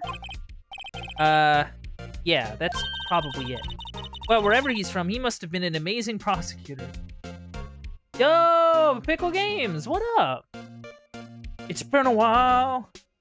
How's it going? I'm doing good, I'm doing good. I'm playing some Phoenix Wright. I'm doing a whole bunch of funny voices. Oh, that's good to hear, man. That's good to hear. I think the last I heard from you, I think didn't you like break something? Like you broke your like ankle or something? It's been a while. Like my memory's not.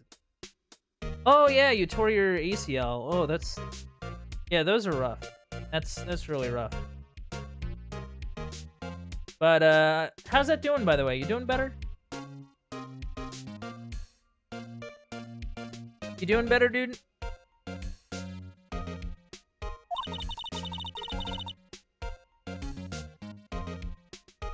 Doing much better now? Nice.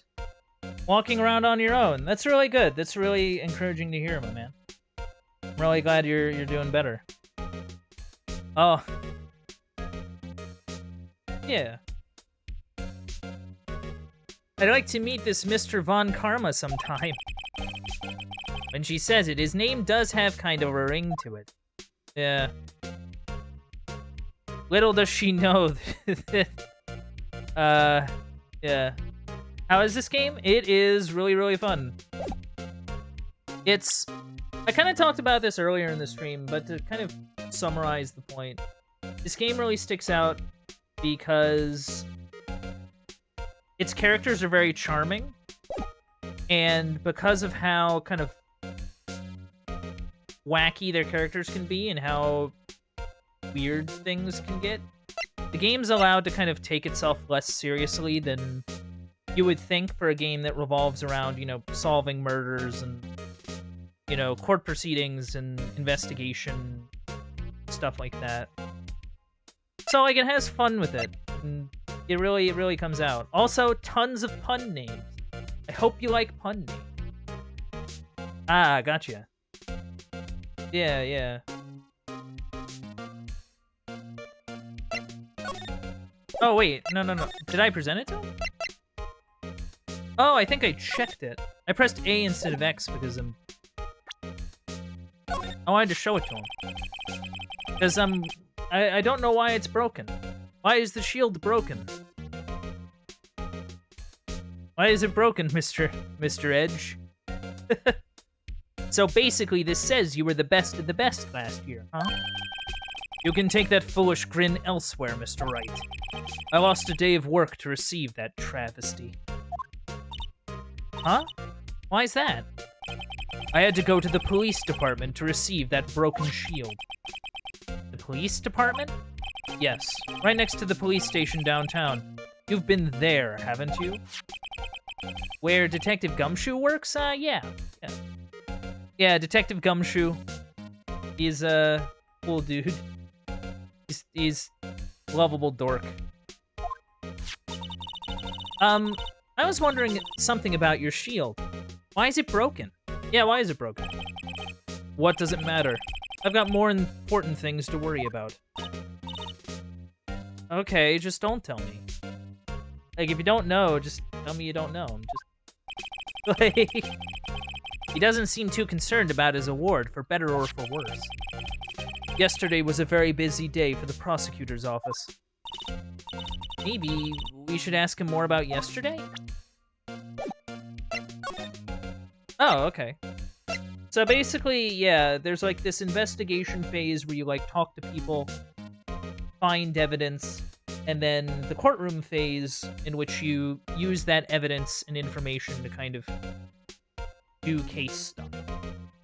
It's kind of cool. It's a fun time. You tell me more about yesterday? The day of the murder? Yesterday was the annual cleaning day at the prosecutor's office. Cleaning day? It's how much evidence you get influence what happens in the courtroom? So...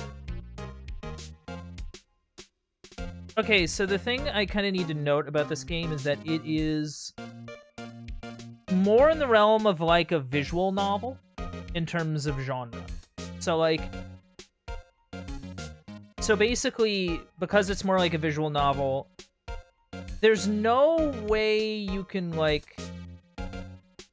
kind of. Like, there's no real way to kind of continue without getting all the stuff.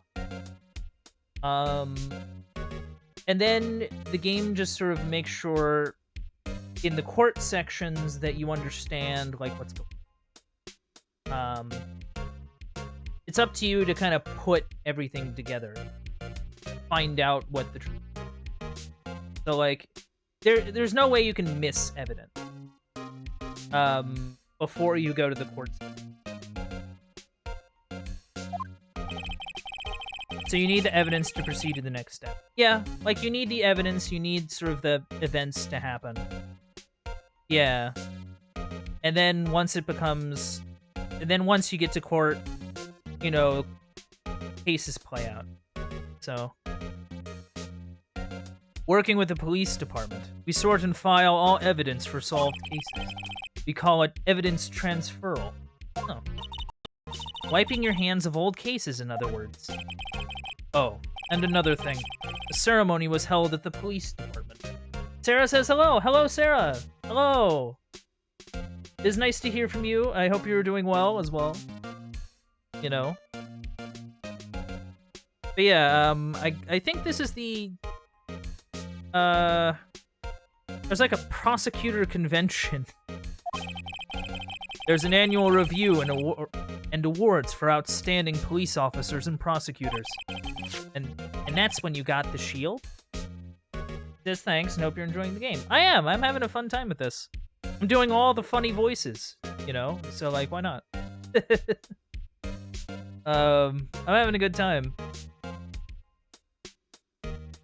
Yep, that's when we got the shield. I was at the police department yesterday afternoon. I got back here at 5:12. Also, another cool thing this game does, it highlights red in text that is, like, distinctly important.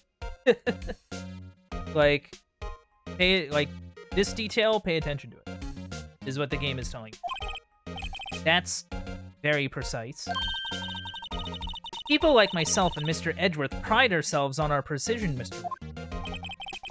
No, I place little faith in my memory. The only thing I trust is solid evidence. Oh. Oh, this is useful. Record of parking in the prosecutor's office lot. Entered lot at 5:12. Okay, okay. Now, the body was found in the trunk of the car. So that's the good detail. This is the parking stub from the underground lot. The murder took place around 5:15. So he arrived at 5:12. And then the dude was murdered like 3 minutes later and ended up in that car. Huh. Okay. Oh, you've written it down? Oh, man. Incredible. Bandit and Pickles on the case. So the murder happened right after you got back? 5:15. Yep. Happened really quick. What, Wright? I'd appreciate it if you'd direct that suspicious glare elsewhere. Hello? Who's this dork? Excuse me, but is Mr. Edgeworth anywhere on the premises? I'm Edgeworth. What is this? I'm here, sir, at the request of the chief, sir. I got your report, sir. Report? What? Did you find new evidence in the case against Chief Prosecutor Sky? I don't like the way this conversation is going at all. Sky, sir? No, sir. No name of that kind, sir. Not in this report, sir. Oh, that lap sound when he pops on that slap sound. Yeah. Some of the sound effects are really... They're strong.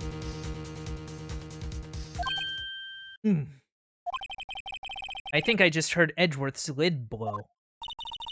Mr. Edgeworth's lid isn't on very tight, is it? I made a clear request to the police department, did I not? I need to focus on the trial tomorrow, so don't bring me anything unrelated. Sir! But sir... I'm just following orders, sir. They told me to bring this to you. This is what I mean. Like, this is not unusual. Give me your name. Yes, sir. Meekins, sir. Officer Meekins. Ah, he's Meekins. Hey. Right. Officer Meekins, take your report and leave. And good luck with that raise next month. Oh. Oh. But sir, I didn't know. Poor guy. Looks like he was absent on the day they gave out brains and good luck. He's Meekins me crazy. Incredible. Right. Yes, sir? Ah, he caught me off guard. As you can see, I'm busy. You may leave now. Let's do what he says, Mr. Wright. The victim was a detective from the same department as that patrolman just now. Go down to the police department. You can ask more there. Thanks. Seems to have finally calmed down, at least. Alright. We gotta get out of this crazy place. Hello, pop-up queen. Hello. Don't mind me, just going to the police department.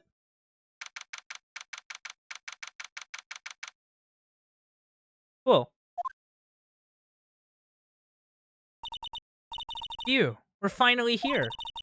Why would they put the police department so far away from the prosecutor's office? Beats me. It took almost 30 minutes by taxi. And traffic wasn't even that bad. Interesting. Okay. The police department, huh? I've only ever been to criminal affairs next door.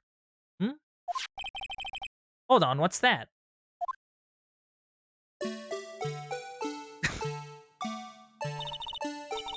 Disturbing. Why does it undulate like that?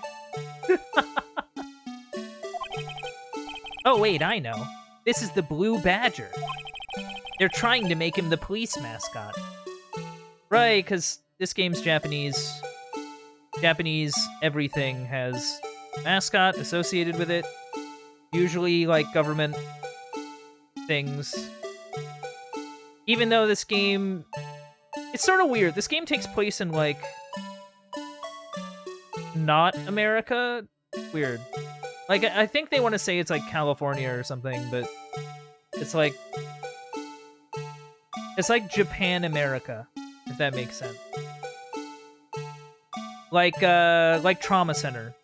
Like what they do at Trauma Center. Wow, Mr. Wright. You sure know a lot about the police. Still, he does seem familiar somehow. Forget the Blue Badger. Who's that next to him? Someone appears to be dancing with the Blue Badger. Uh-oh, he noticed me. He sure is running over here fast. Hey, pal. Of course it's coming. Hey, pal. What are you doing here? That's my line, Detective Gumshoe. Specifically, why were you dancing over there? What? Well, at least he doesn't seem to be busy. This is our chance to get information. Hey, I'll have you know I'm a very busy man, pal. I love Gumshoe. The one thing that kind of sticks out is that his little thing's broken. Like, it's kind of... It's also kind of painted kind of shoddily. Like a goof up there, and there's like a handprint there, and... Hasty construction. E-. Anyway. I'll give you one word of advice, pal. You'd better not agree to defend the suspect in this case. Why not? Huh? Well, it's just that the chief prosecutor has confessed to the crime. Oh, yeah.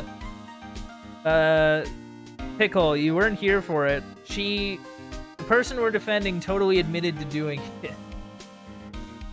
Which is always a great sign. Always a great sign, overall. So, that does kind of make her job harder. She says she summoned the detective to the prosecutor's office and she killed him. But what if she's not telling the truth? Yeah, well, no. Come on, pal. There's plenty of evidence against her. But what if the evidence is fake? Hey, pal. Can I speak to you for a second? Huh? Me? Why is this little girl so peeved at me? She's a relative of the suspect. She's Lana Sky's sister. Whoa! Chief Prosecutor's little sister? Just please investigate this case carefully, okay? Scientifically. Yes, sir. Oh, by the way, you might want to keep your voices down. You don't want to be overheard using words like "fake." Huh? It's a sensitive issue with us these days. Uh-oh. Oh boy. So, what are you doing here, Detective Gumshoe? Yeah, what are you doing here? Me? Oh, well, nothing, really. They kicked me out of criminal affairs. Oh. Detective Gumshoe? What did you do this time? What do you mean, this time? Then what happened? Yeah, what happened? Why'd they kick you out? I know things are busy right now. I mean, with my sister's case and all. It's true. We've never had a chief prosecutor murder anyone before. Yeah, that does seem kind of like a rare occurrence. Seems kind of like something that doesn't happen very often. Only the highest ranked people are being let into criminal affairs now. The lowest ranking guy in there is our chief of detectives. They're not letting any of us rank and file detectives in at all. None of you? Oh, yeah, I would imagine. Because I guess it would be more of a, like, internal thing. Like, oh, this is one of our, like, own people. We kind of have to, I don't know, circle the wagons and figure this out. Maybe. I don't know. I know this is an important trial, but isn't that a little odd? So anyway, I thought I'd spend the day getting the badger dance down, Pat. Is there anything else you could be doing? I mean, hey, if Gumshoe can do some dancing on company time, you know, I'm not gonna snitch on him. If he's getting paid, you know, I'm not gonna say nothing. The chief of police himself is directing this investigation, pal. An Officer Marshall was assigned to the underground parking lot. Oh yeah, the cowboy. Right. Officer Marshall. Now that I think about it, Emma did seem to know that Marshall guy. A patrolman in charge of a crime scene. It's unheard of, pal. Yeah, that is kind of weird. Maybe it has something to do with the fact that it was like a detective that got killed. Like, it's sort of like this conflict of interest of like, well, we need someone to investigate it, but we also need people that aren't gonna be like swayed by that. You know what I mean? Like, because if you're investigating like the death of one of your own, there's sort of this interest of like wanting to get a guilty verdict. Maybe. I don't know. We got a badger, we got a bunch of dudes talking. I take it we're not allowed in.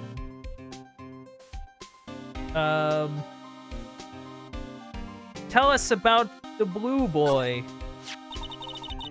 I was wondering about that. What, the dancing blue badger? It's my masterpiece. Oh, he made it. That explains it. That explains it. Oh, there it goes dancing again.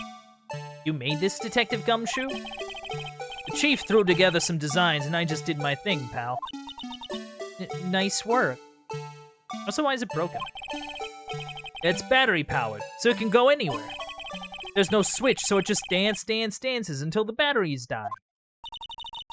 Poor blue badger. Fated to dance until he drops. Oh, okay. We have a court record. Yeah. So we have a court record. It holds our evidence. We can check it at any time. We can kind of check it, look at it, examine.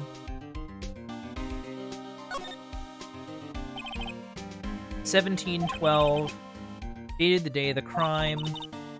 Murder took place 3 minutes after Edgeworth's parked his car. If only he was held up at a couple extra red lights, he wouldn't have been caught up in this whole affair. Perhaps. It just goes to show you never know what'll happen when you run a yellow light. Phoenix Wright Ace Attorney telling you, drive safely. Oh, geez.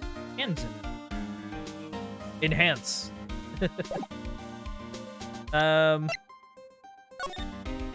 So there's no fingerprints on this. According to...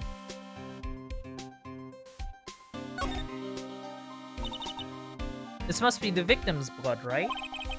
Either that or Edgeworth cut himself peeling an apple. What's Edgeworth doing with a knife like this anyway? Yeah, that's what I was wondering. Hey, maybe he spends his weekends roughing it in the wild. Edgeworth? In the wild? I think my fruit peeling theory is more likely. Are you kidding? I always pictured him as an outdoorsman. Now there's a scary thought. Chat, is it weird to keep a knife in a toolbox? Like, just a straight up, like, knife. Is that, like, a weird thing? Like, not like a box cutter, you know, but like an actual, like, knife. Is that weird? No.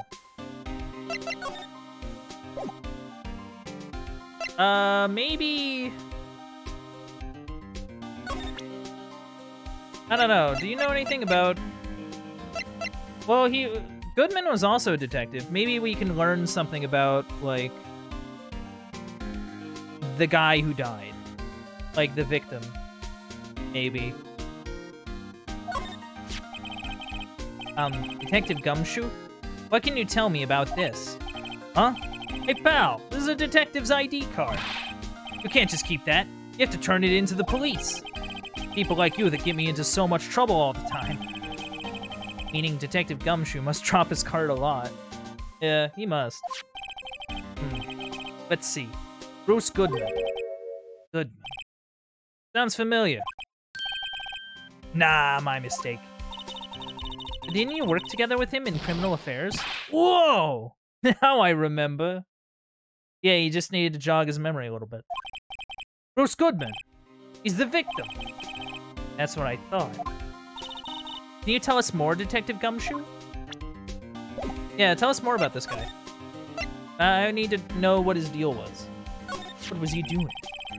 So, this ID card belonged to the victim? It was a detective like myself. Detective Bruce Goodman. Don't you think it's strange? I mean, why would the victim's ID card be lying on the ground where we found it? Well, Detective Goodman should have been at the police department yesterday. There was an evidence transferal for a case he handled 2 years ago. Evidence transferal. Mr. Edgeworth mentioned that too. But Detective Goodman was killed at the prosecutor's office. Oh. Well, that's the thing. It's hard to say this, but word is that Chief Prosecutor Sky called him out there to the parking lot. Milan is confessing his murder. But see, this is... What I don't kind of get is, like... Like, if we assume... Like, if we assume that, like... For example... Like, if we assume that Lana is innocent... Because, like, we're defending her, we kind of have to make that... assumption. Then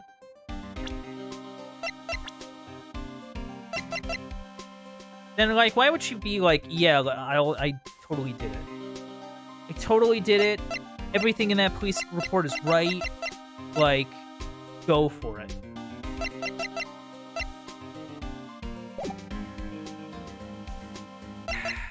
It's weird. Like, maybe... Like, I don't know, maybe she actually did it? Or, like...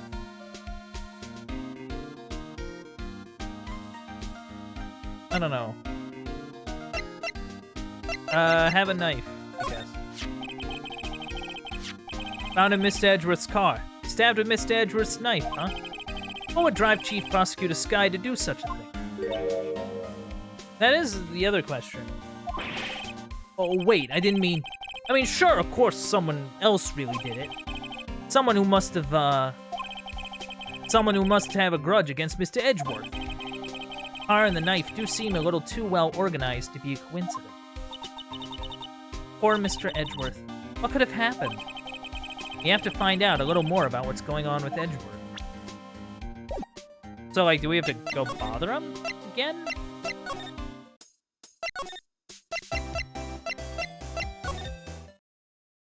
Oh, he's not here.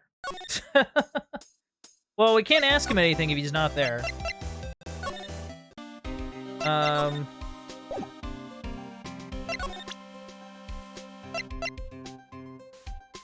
don't know. I'm just kind of, like, throwing stuff at him and hoping that it works. Found Mr. Edgeworth's car. Oh, I already got this dial. I must have not been looking. Yeah, someone has a grudge. It is kind of weird. We have to find out a little more about what's going on with Edgeworth. Hey, I don't know. Tell us about the trophy. What is this trophy? Hey, that's it. That's the King of Prosecutors award that Mr. Edgeworth got yesterday. Are you at the award ceremony, Detective Gumshoe? Of course, pal. I got an award for diligence myself. Ah, congrats. I was wondering, why is the award a shield? And why is it broken? That is something we haven't figured out yet. We don't really know why it's broken. Like, why are they just giving out a broken award, you know? Oh, there's a reason. I'll tell you what it is later. Apparently, he's forgotten. But I was proud of Mr. Edgeworth for winning that award, even with all the naysayers in the prosecutor's office. Naysayers? Must be because of the rumors. I'm not... Oh, okay. So, like, what's the deal? Like, what's going on with Edge? What's going on with the Edge man? He's in a tough spot. Again. Again. Bang. Well, it all started with the murder of that defense attorney, Hammond. But Mr. Edgeworth was found innocent. Listen, pal, there have always been rumors about Mr. Edgeworth. Forging evidence, making deals with witnesses. Nothing outright, but there were always whispered rumors. Ever since he was accused of murder, no one's whispering. They're practically shouting. But there's no evidence against him. Well, Mr. Edgeworth has always had unusually strong ties to the department higher-ups. It's only natural that people would be suspicious. I had no idea he was under the gun. Anyway, this latest case has started a new rumor. People say the only reason he took this case is because he's aiming for the chief prosecutor position himself. Wait. Well, how does that make sense? What? But I know the truth, pal. Nobody wants to be the one who has to prosecute the chief prosecutor. Mr. Edgeworth is biting the bullet on this one. He's doing this for all of us. And that's all I know about that. Oh, yeah, okay, it makes sense. Because basically... So if Edgeworth succeeds... I guess the rumor is that if Edgeworth succeeds in getting her guilty... That means they need to find a new chief prosecutor, and I guess he's in line for that position. So, like, that's why people think he took it? Because he'd be in line to take over once she's gone? Which would be interesting.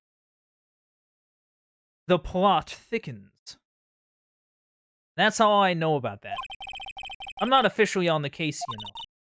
Thank you. Why are you handling the case, Detective Gumshoe? We met the guy who is... What was his name? The guy in the parking lot. That'd be Officer Marshall. He was appointed directly by the Chief of Police. Officer Marshall. Is he some kind of Wild West sheriff or something? No, Jake Marshall's just a regular officer. From West LA. Oh, I see. I see. For a moment there, I wasn't sure. Look, pal, let me try to make things a little easier for you. Show them this and they'll let you examine the crime scene. Maybe. Letter of introduction. Okay. I'll be surprised if this gets us anywhere. Just act like you're supposed to be there, and nobody will look at you twice, pal.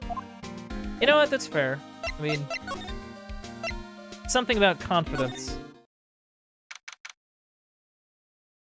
Okay. Looks like the investigation is still going on. I have to be getting back to the shop. Sorry, looks like I'll be stuck in this pit till the sun sleeps. I'll see you in my dreams tonight then, baby. Oh, it's this lady. I thought it'd be like the sheriff, but no. Oh, still here? Hello. Why the surprised looks? Didn't I mention? I've got a boyfriend in criminal affairs, too. What happened to the security guard? Oh, there he is. Hey, what's wrong, Bambina? You're looking like a doggy that's lost its herd. Jake Marshall. Strange guy to put in charge of a crime scene. Hold on, what is written on this? What is crossed out? Hey, look here. It looks like something's been crossed out. Maybe it was a letter or something to Detective Gumshoe. Let's see. Annual bonus, $20. Oh, that's a bummer. I think a couple zeros are missing. No, that sounds about right. At least in that detective. Maybe I should rethink my career as an investigator. Oh. His annual bonus was only $20. Man, that's a bummer. Would you mind reading this for me? What's this? I'll warn you, fan letters to me go right in the spittoon. It's a letter of introduction from Detective Gumshoe. May we investigate? Gumshoe? Ah, that old cowdog? He owned the birthday party or something? Huh? Look, where it should say letter of introduction, it says invitation. Ah, I think he just miswrote it. Wait, why am I getting all defensive here? No worries.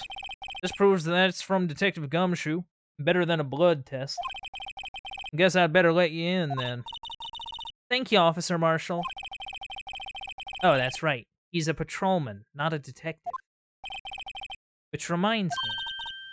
Hey, wait a sec. Isn't a crime scene supposed to be handled by a detective or higher? Yeah, what are you doing here? Well, folks, the clues are calling. Welcome to our gold strike. Be like the settler. Strike out for lands unknown. Manifest destiny. Let's have a hootenanny. Who is this man? Note to self. Police investigations are like settling land. Well, Mr. Wright, what do you say? I say I won't be needing this anymore. Oh, we just crumpled it up and threw it away. Beautiful.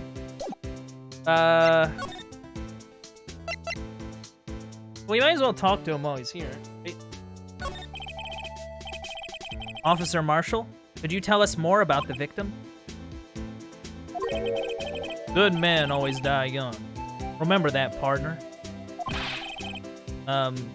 You be a little more specific?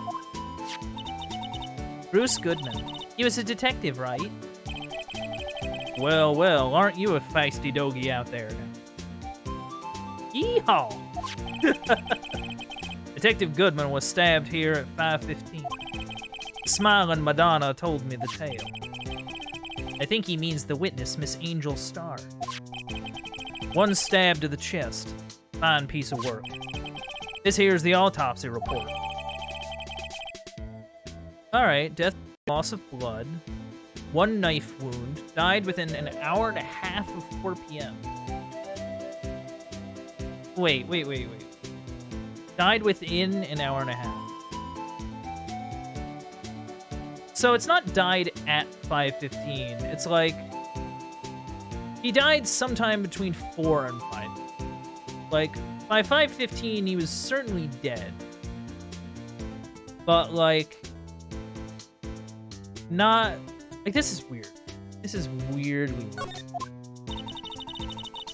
Was my sister involved with the victim in any way?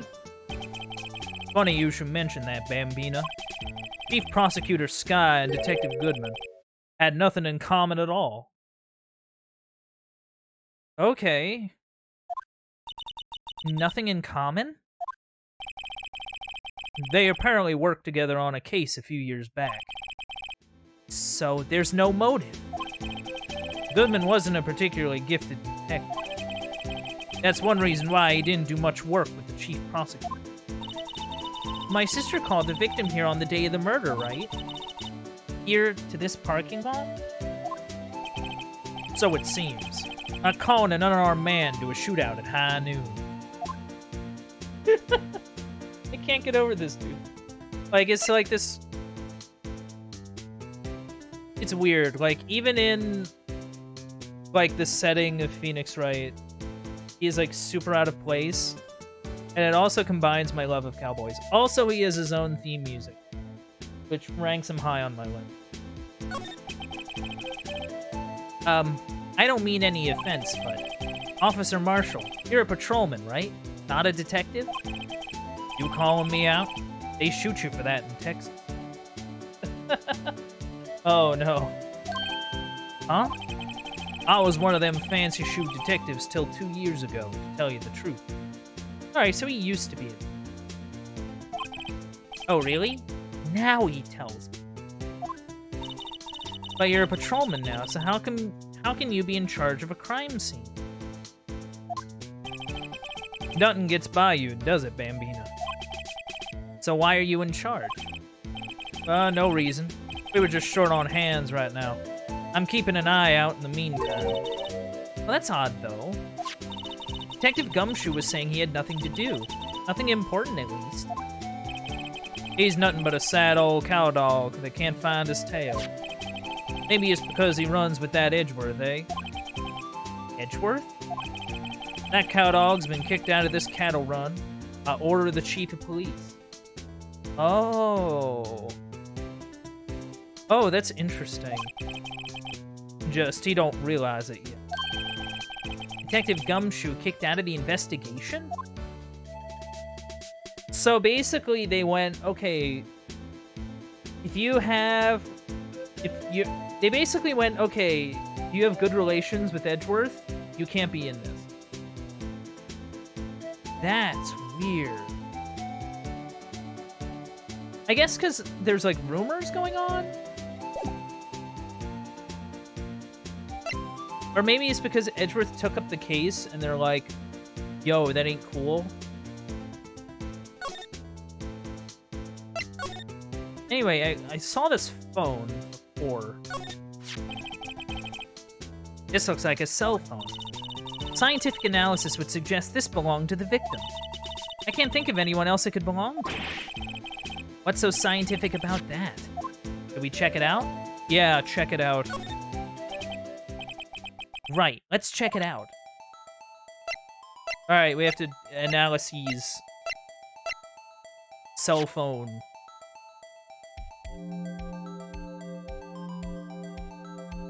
Anything? Click. His phone's still on the redial screen. Redial? Mr. Wright? Most phones keep a record of all the calls you've made and received. You just press the blue button to display the last number you called. Convenient, isn't it? I'm surprised you didn't know about it. Sorry to disappoint you, but even I know about things like redial. Huh? Oh, I'm sorry. Chat, do you know about redial? Do you know about flip phones? It's just, you never know with people from your generation. Wow. Whatever. Let's check this phone out. Alright. Zoom. Enhance. Button. Now to see who the owner of this phone called last. Note to self. Defense attorney doesn't think first. He just pushes the button. Okay.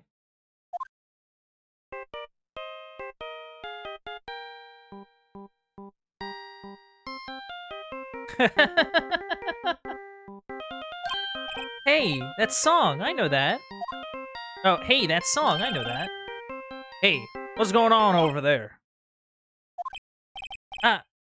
Sorry.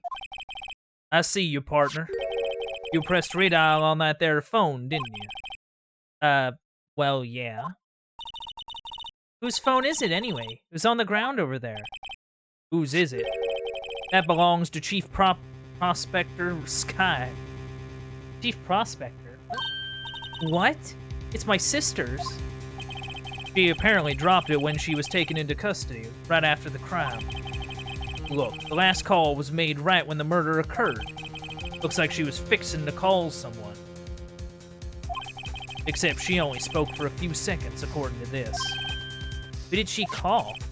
No idea. Sorry, partner. Now I got a question for you, partner. I heard a phone ring just now. One of them newfangled ringtunes. One of them ringtunes, chat. Oh, that? Oh.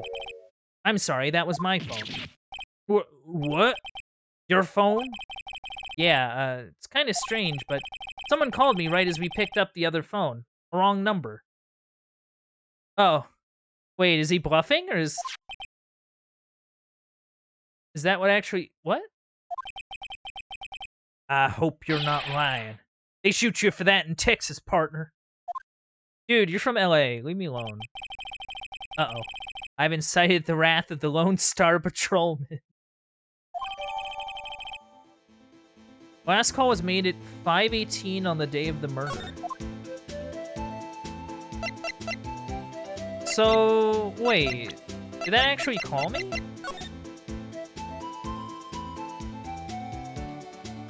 Can I open it back up and do it again?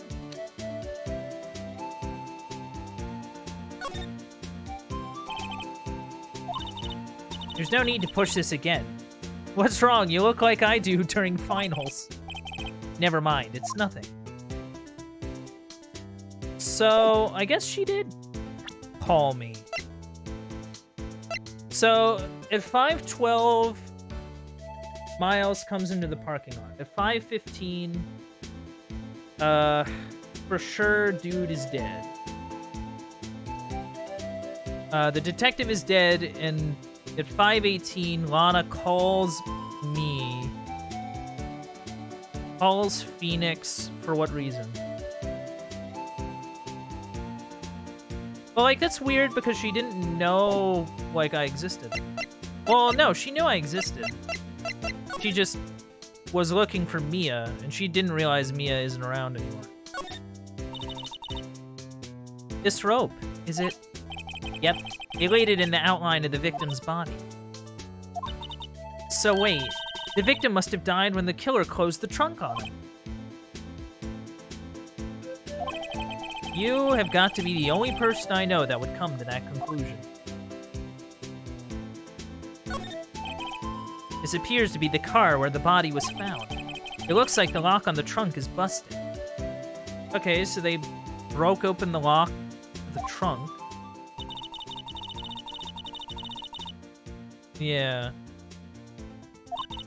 The body was found in the trunk of my subordinate's car. Quite a luxury car. It just screams, I have money to burn.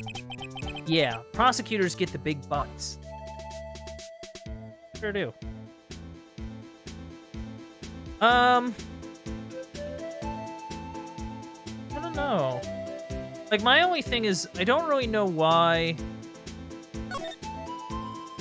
I guess they had to hide the body. But I don't really know, like...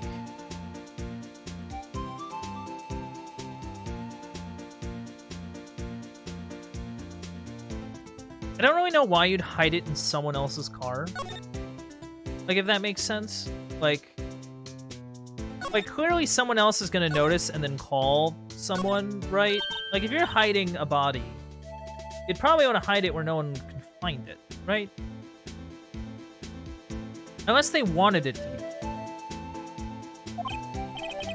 That's a stepladder. What's the difference? In scientific terms, please. Scientific, huh? Look at the basic nature of things, Mr. Wright. This all seems so horribly familiar somehow. Yeah, like...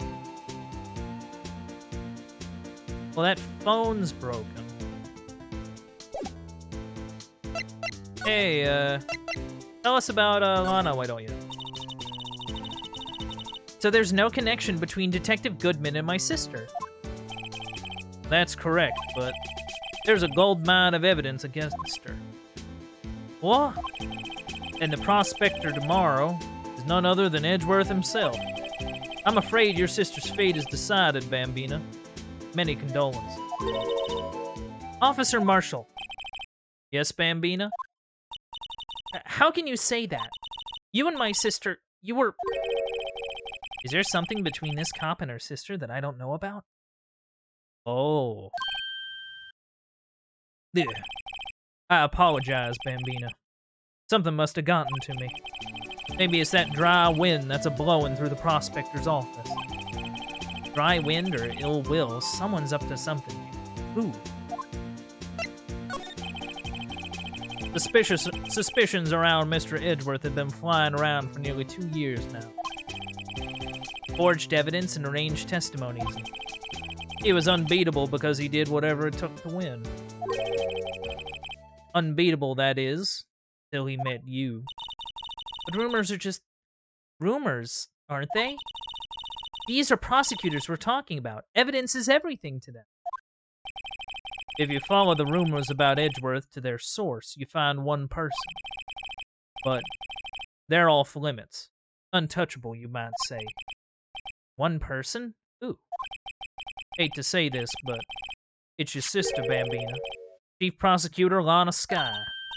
What? My sister? Edgeworth couldn't rustle all those cattle by himself. Some people load their guns with bullets. Some people load them with deals. What? You're saying Edgeworth is making deals to win trials? Where there's gunshots, there's bound to be bullets. That's what the old-timers say. There's a big old secret hidden around here somewhere. Everyone knows it. Is that why Detective Gumshoe was taken off the case? Did they target him because he was closest to Edgeworth?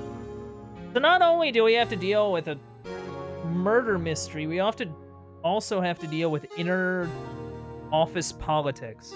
Incredible. Amazing. Beautiful. Yeah. Do I need to talk to... I don't know, like... I feel like I need to talk to Edgeworth about this. Maybe. He seems like someone important to talk to.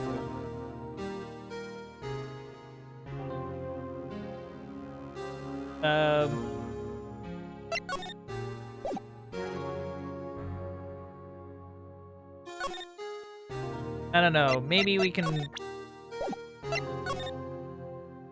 mean, do we miss anything over here? Oh. Oh, okay. So I examined the rope. I did not examine the trunk.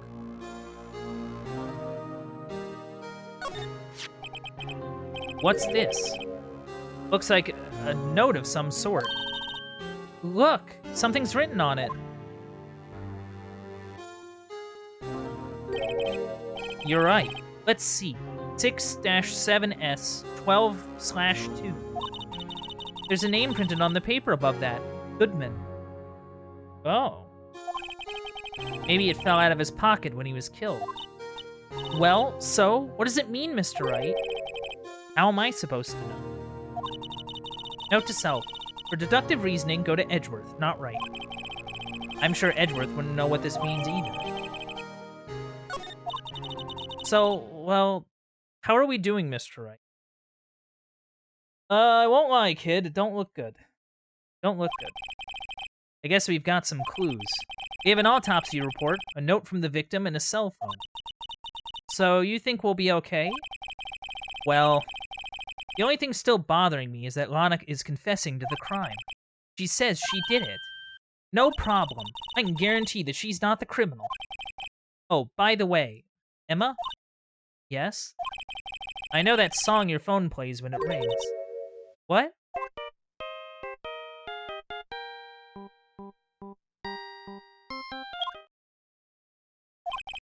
It's the Steel Samurai theme song, isn't it? Oh. It was actually her sister's phone. Huh. That popular TV show for kids? The phone that rang earlier wasn't mine. It was yours. Interesting. So, 5:15, the detectives confirm dead. Like, he's super dead by this. And then 5:18, the prosecutor calls her sister. After 5:18, just after the murder took place. Your sister called you, didn't she, Emma? I'm sorry. Can you tell me what you talked about? Yeah, this is kind of important. She hung up right away. I see. Huh. A detective is murdered, and the suspect is the top prosecutor in the district. I've got a bad feeling about it. Like, maybe I still don't know everything that went on. Yeah, something to be continued. Something's definitely fishy. I can't put my finger on it. Something's definitely weird here. Like, clearly there's some, like, office politics going on, revolving around Edgeworth and, by extension, Lana. And Lana and the detective don't really have much of a relation with each other. Like, they don't really... Like, the motive kind of isn't there. Like, it doesn't make sense why she would kill him, I guess. And, like, they're trying to keep things really hush-hush about it. About, like, the investigation and things. It's really weird. Really weird. I'm gonna take a quick drink break. Those of you hanging out, why don't you, take a moment to use the bathroom, take a drink, or do whatever it is you need to do.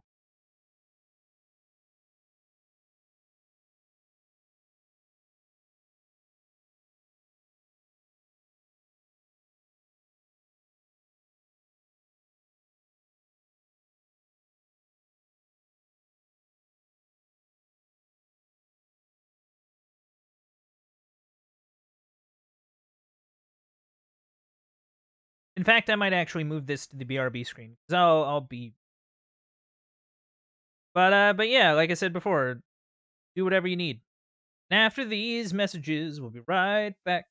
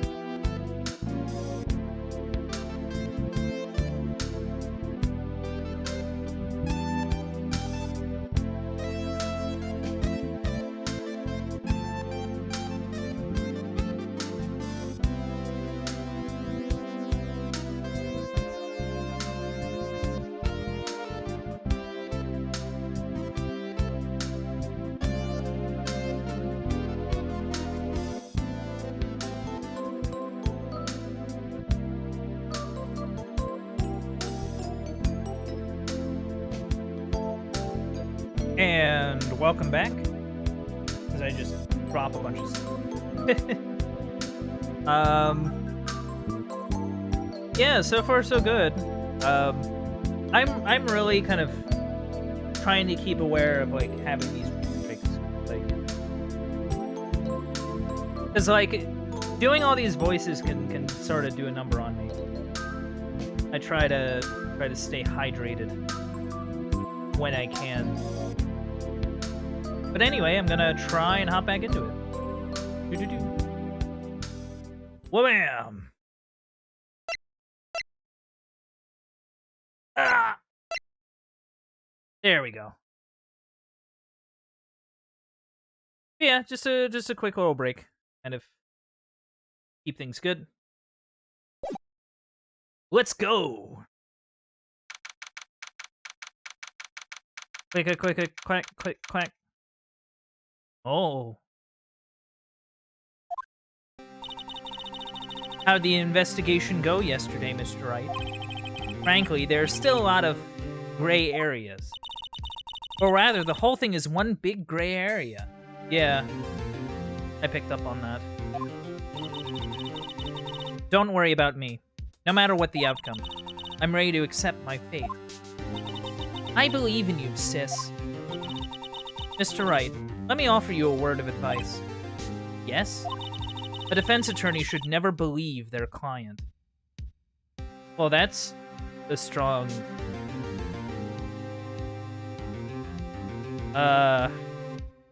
Why do you say that? The defendant is called to trial because they are suspected of wrongdoing. Never forget that. Miss Sky, you remind me a lot of Mia. But there is one decisive difference between you and her. And that is, you're not a defense attorney. Oh. I believe it's almost time for the trial. Good luck, Mr. Wright.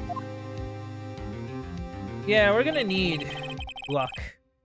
My first trial without a Fae helping me. No one's going to bail me out this time. Yep. I'll be alone in there. So I have to discover the truth all by myself.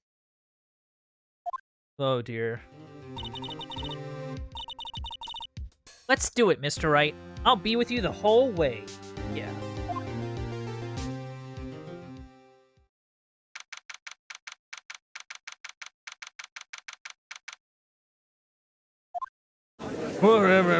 Welcome to court.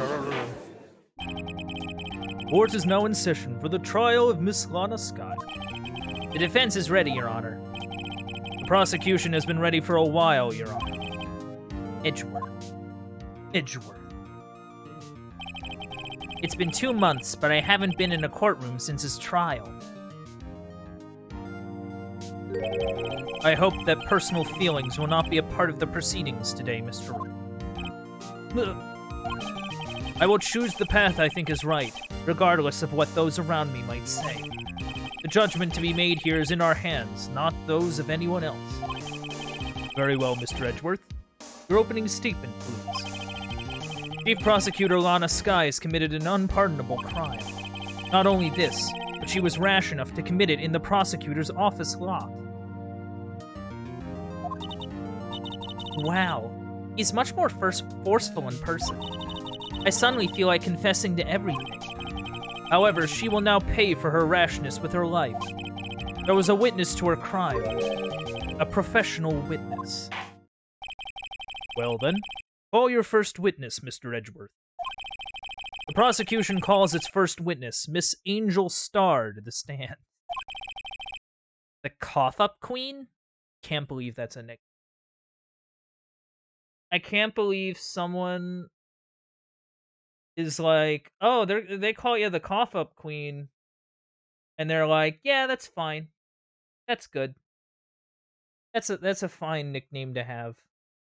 You know? I don't know, man. Haven't I seen you somewhere?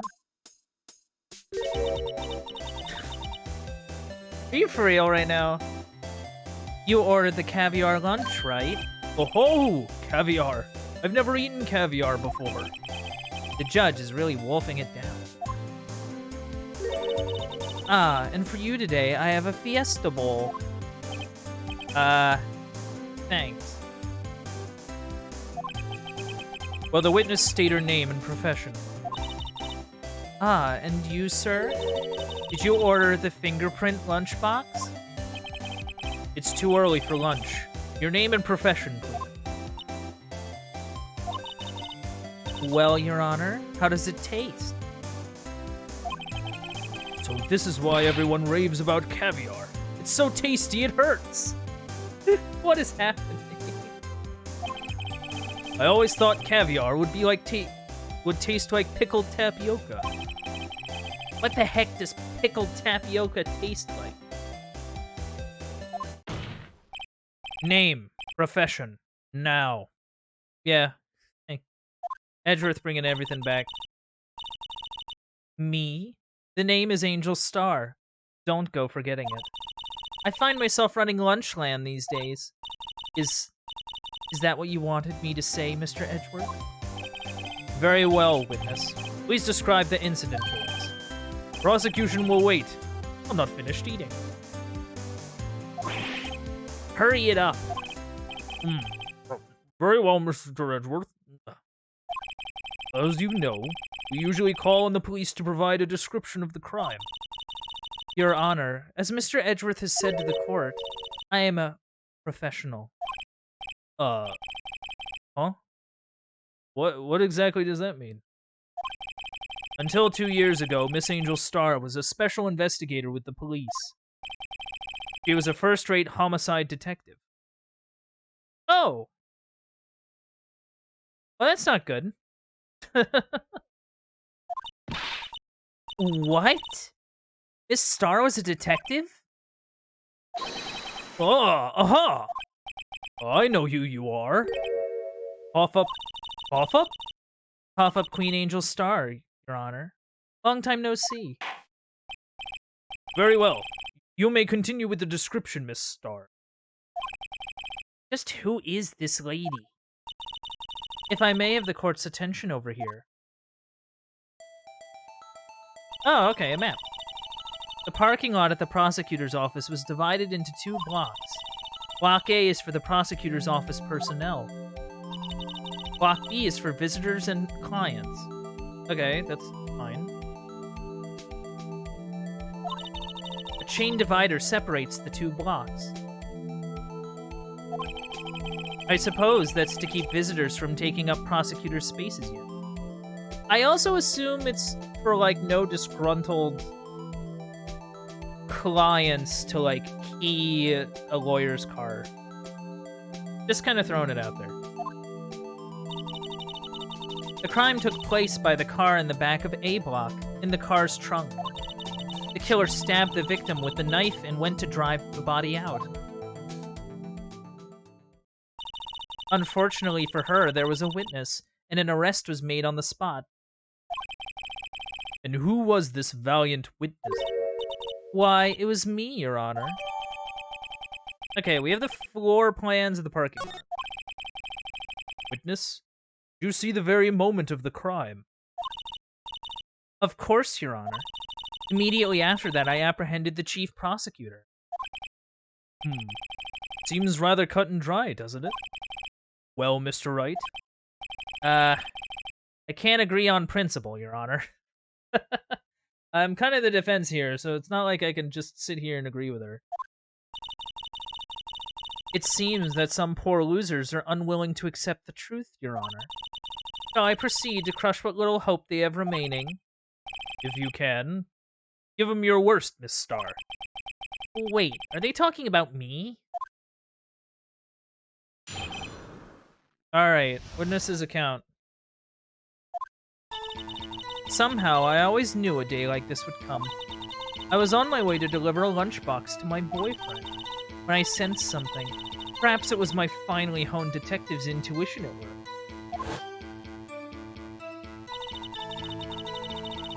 Through the wire fence, I saw the chief prosecutor standing next to a garish car. The chief prosecutor was holding a knife in her right hand. Then she thrust the pointy tip of the knife into Detective Goodman's chest.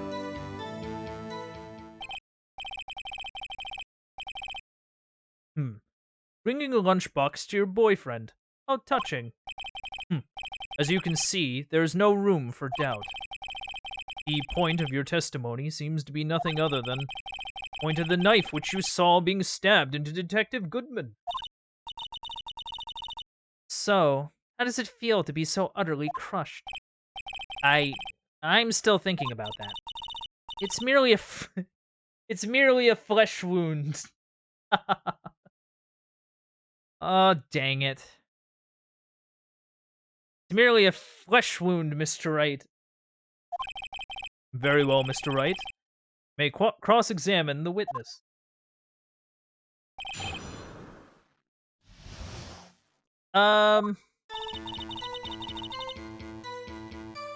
Okay. So this is kind of the part we have to pay attention. Lunchbox to the boyfriend. Through. Well, that ain't right. Wait, no. Wait.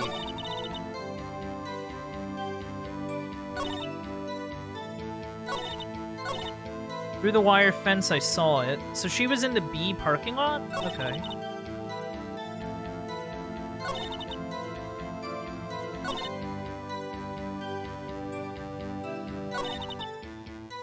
Will you explain to the court who this boyfriend is, please? Thank you. This boyfriend. He's the detective? Not that boyfriend. The security guard. That boyfriend? You have several? Yes. This boyfriend, that boyfriend, and the other boyfriend. Care to join? The yet another boyfriend position still open for applicants. I'll stick with the lunches, thanks. Note to self, the judge had to think before replying. The security guard room is in the lot in Block A. It's up on the second level, so you can see everything from there. Oh, yeah, I see. The little security thing. That would be the room with the security sign. Yeah. Incidentally, did you bring your lunch boxes by car? Since I'm a visitor now, I parked in B block. So, she was in B block when she witnessed the crime. Yeah, that's clear.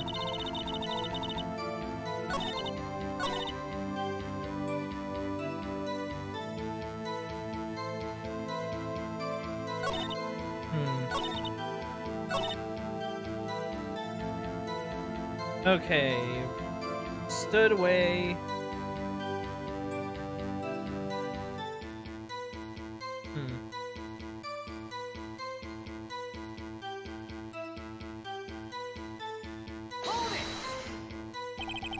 By garish car, you mean?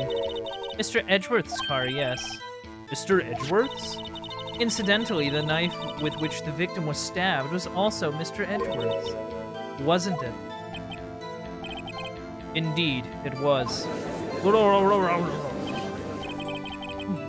an odd case this is. The person you saw, you were sure it was the defendant. I saw her from no further than 30 feet away. I am certain it was her. If she's telling the truth, we're doomed. Let's just do what we can. Even if we don't have any proof, we can always nitpick. We're dealing with Edgeworth here. Need something more substantial than that.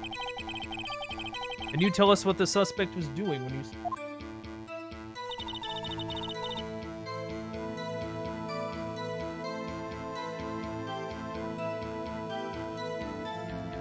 Interesting.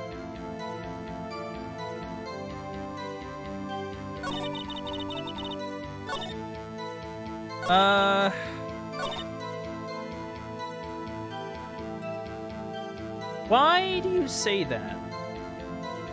I always knew a day like this would come. Why would you say that? What's the deal? How did you know? I respect the prosecutor's basic abhorrence of crime. Yet their methods are ugly and twisted. Twisted methods always lead to tragedy. Okay, so this definitely proves that she has a thing against prosecutors. The lunch lady's uninformed opinion is duly noted, given that they are used to erasing inconvenient evidence at their whim. Killing off a detective that knew too much is merely an extension of that. Miss Starr, do you have something personal against prosecutors? I felt that I had found my dream job when I became an investigator. And if I hadn't been laid off by those prosecutors over there, I'd still be one. Laid off? She was fired. Interesting. So she was she was a homicide investigator and then they fired her. To me, prosecutors are nothing more than worms. That said, I am a pro, as you know. My testimony is unbiased and flawless. Very well. You may continue, Miss Starr.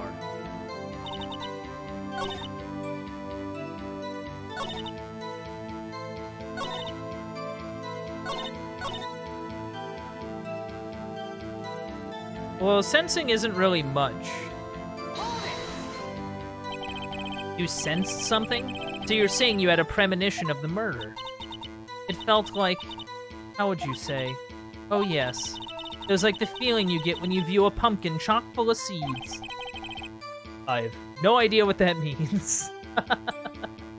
No clue what that means. Speaking of a detective's intuition, wasn't the victim, Mr. Bruce Goodman, also a detective? Yes, well, he was like a young cheese.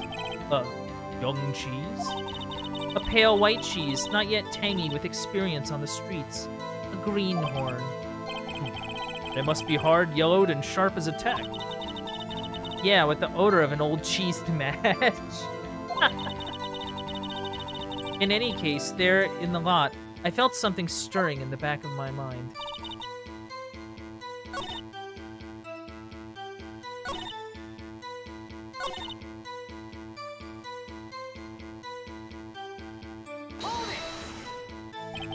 Tell me more about this knife that the suspect was carrying. Well, I'd say the blade was about 4 inches long. Is that right, Mr. Edgeworth? It is your knife, after all. Yes, that's about right. Prosecutors are, by nature, well-versed in the location of a man's vital organs. I'm sure it was easier than boiling an egg for my egg salad surprise set.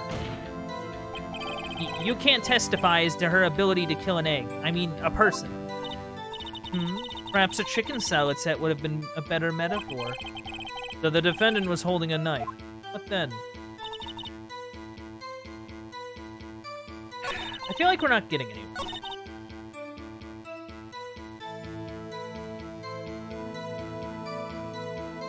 From 30 feet away?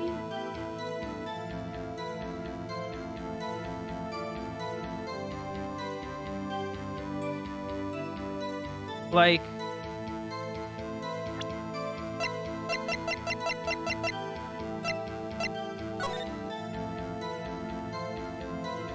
from 30 feet away.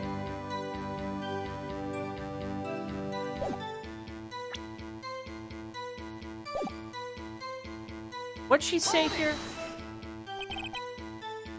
By garish car, you mean, yeah, Mr. Edgeworth's car. The victim with which the knife with which the victim was stabbed was also Edgeworth's. Yeah, it was his knife. Rah, rah, rah, rah, rah. What an odd case this is.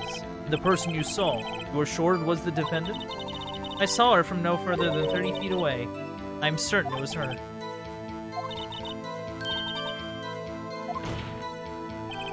Witness, in your testimony... Oh, this is new. This. Witness, in your testimony, you clearly stated the following. Prosecutors are nothing more than worms. Ergo, you're a biased witness. Yeah, that's what I mean. Like, he has clear biases against the...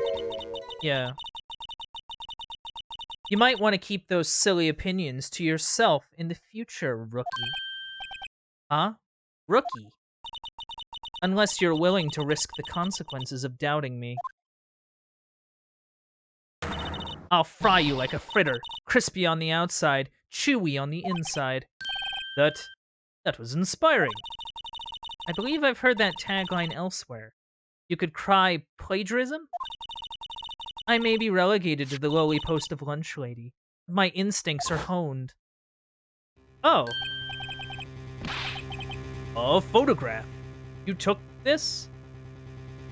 Oh. Oh. The moment I witnessed the crime, my reflexes took over and snap, I took a picture. In fact, one of my lunchboxes is rigged with a camera.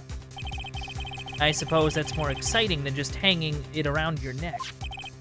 Witness, why am I only seeing this photograph now? You think I'd show it to you, a prosecutor? Think again. Oh, wow. My boyfriend works in the photography division of criminal affairs. Well, this is most certainly the defendant. Well, that's bad. Uh-oh, that is unmistakably Lana Skye. So what was the defendant doing at the time?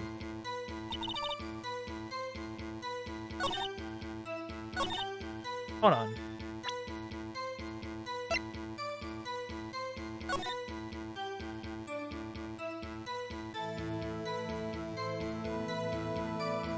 Where's the knife?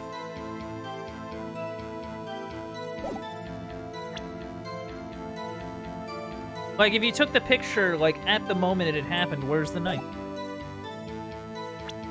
Where knife, though? Objection! And you witnessed this? You saw Miss Skye stab the victim with the knife. As I've already said, yes. I swear it on my finest salmon swirl lunch. I'm sure that is a fine lunch. But isn't that odd? Look at this photograph. Every time I do, it makes me laugh. Every time I see it, I can't help but do it. It's the worst. This is the photograph you took of the very moment of the crime, is it not? Then why is Miss Skye not holding a knife? Yeah, that's a good question.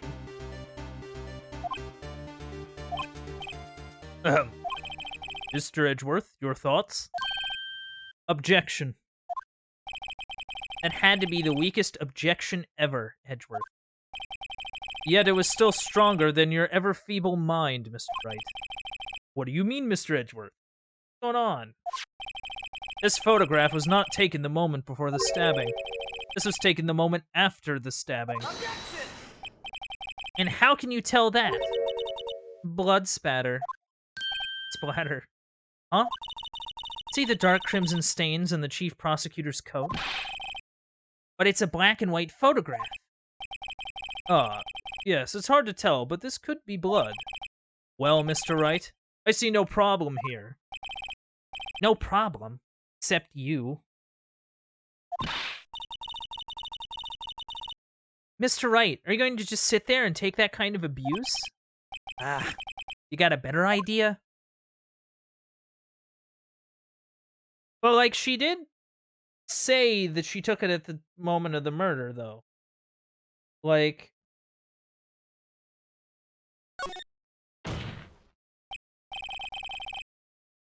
Wait, that contradicts what the witness said in her testimony.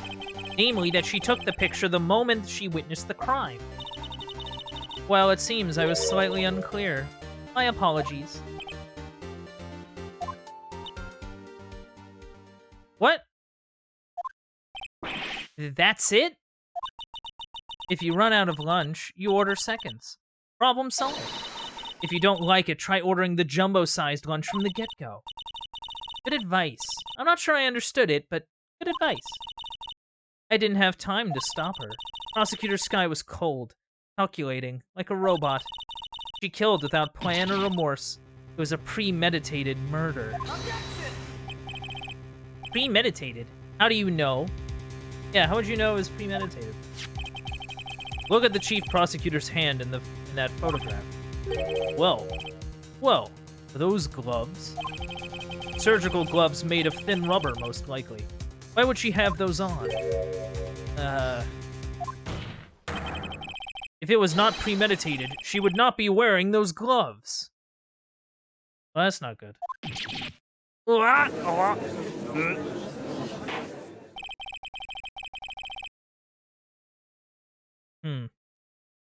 These gloves do seem to tell a tale of premeditation. Premeditated murder. A serious offense. Witness, add this to the testimony. Oh. Well, like, hold on.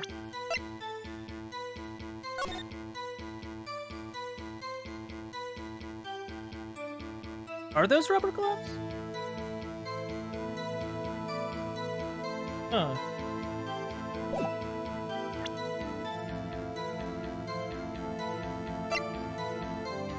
Well, wait, hold on.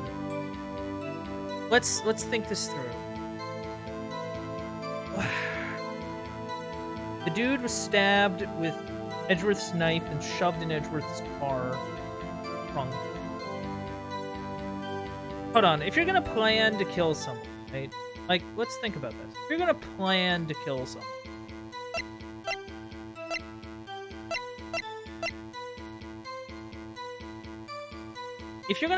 someone, why using this, right? Like, would she have known that Edgeworth has a knife in his frickin' toolbox?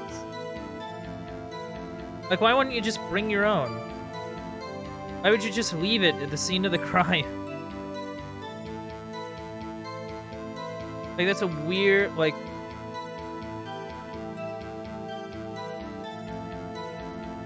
Why would you use just a random knife? Witness, do you know what this is? You're trying to test me. I sell box lunches for a living, you know. That's a knife. The knife. The knife that was in Mr. Edgeworth's trunk. Indeed. It is my knife. What's with this case? Bloody murder weapon. Red car. All belonging to the prosecutor there. The defendant is the chief prosecutor for the district. Mommy, are prosecutors bad people? The defense has a request. We ask that the witness provide an accurate testimony. What's that, rookie? In your testimony, you stated that Lana Skye planned this murder, and that's why she was wearing those special gloves. Seems like a natural conclusion to me. The gloves do indicate planning. However, why would she not also prepare the most important thing? The murder weapon. Yeah, that's what we were kind of thinking. Like, it's just kind of weird to, like, premeditate a murder and not have a weapon on you. Well, weird to premeditate, not have a weapon on you, and also be, like, not, like, a massive dude who could just punch, you know? Oh. This knife just happened to be in the trunk of that car. Ladies and gentlemen, if you're going to plan a murder, you don't forget the weapon. Whoa! Oh, she dropped her boxes. Order, order, order! Great, now the tide is turning in our favor. Great show, Mr. Wright. My sister's as good as free. Oh. Right. I believe the next lunch you'll be eating is humble pie. Oh my god. What? I hope you weren't deluding yourself into thinking that the tide has turned. Not over such a trifling detail. But this shoots a hole in the whole premeditated theory. Bah. The prosecution could care less if it was premeditated or not. The only one who seems to care is that lunch lady over there. The defendant, Lana Skye, murdered a detective with a knife. That is the only thing the prosecution need prove. Nothing else. Very good, Mr. Prosecutor. I suppose you think you're clever now. But you know as well as I do that she planned on killing him. It was planned. If it wasn't, why would she have been wearing... I believe I'd like to hear your testimony again. Witness, please tell us only what you saw, not what you thought.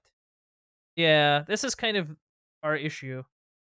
Is that she has a clear thing against prosecutors, everything. How dare you? My powers of deduction are not to be underestimated. Really? Okay. Okay. What's up? Lana Skye intended to murder Detective Goodman. That's why she called the victim all the way to the prosecutor's office. I'm sure the chief prosecutor had a grudge against the victim. Nothing else could drive that human machine to plunge the knife in again and again. What?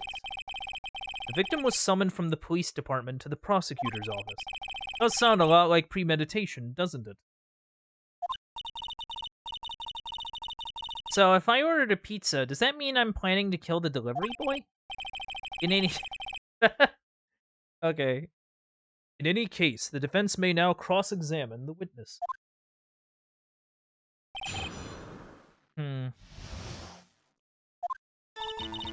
Sky intended to murder Detective Goodman. All the way to the prosecutor's office. I'm sure that the chief prosecutor had a grudge against the victim. Well, they didn't even know each other. We don't really have any evidence to kind of support that.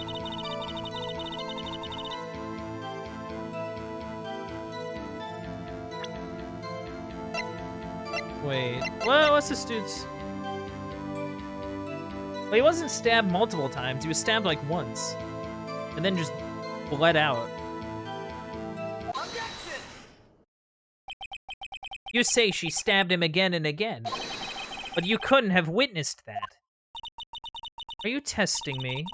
Then I'll test you. With my moss surprise. Just a box of moss. That's your lunch. Box of moss.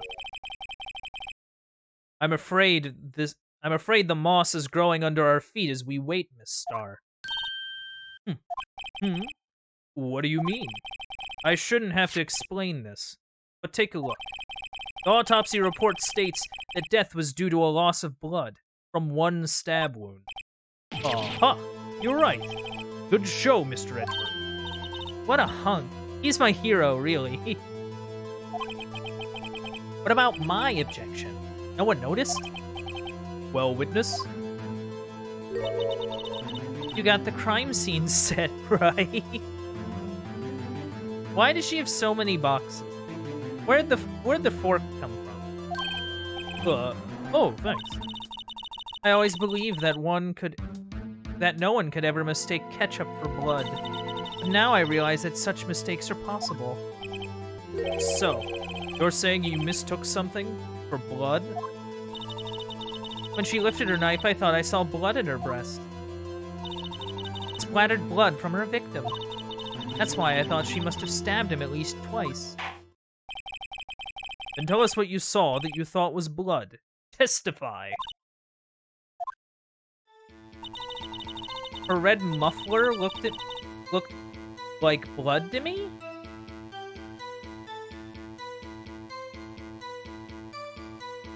Well, she does have like a scarf. Is that like what a muffler is? I'm unaware of the fashion term muffler. I'm assuming it's that scarf, right? But she's not wearing it. It shows right here, she's not wearing it.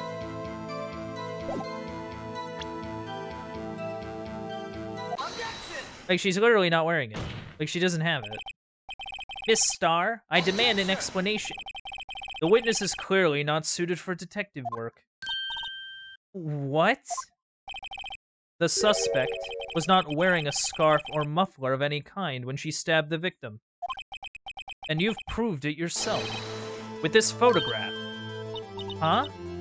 But that can't be. Only a professional lunch lady could be so utterly clueless. What is going on?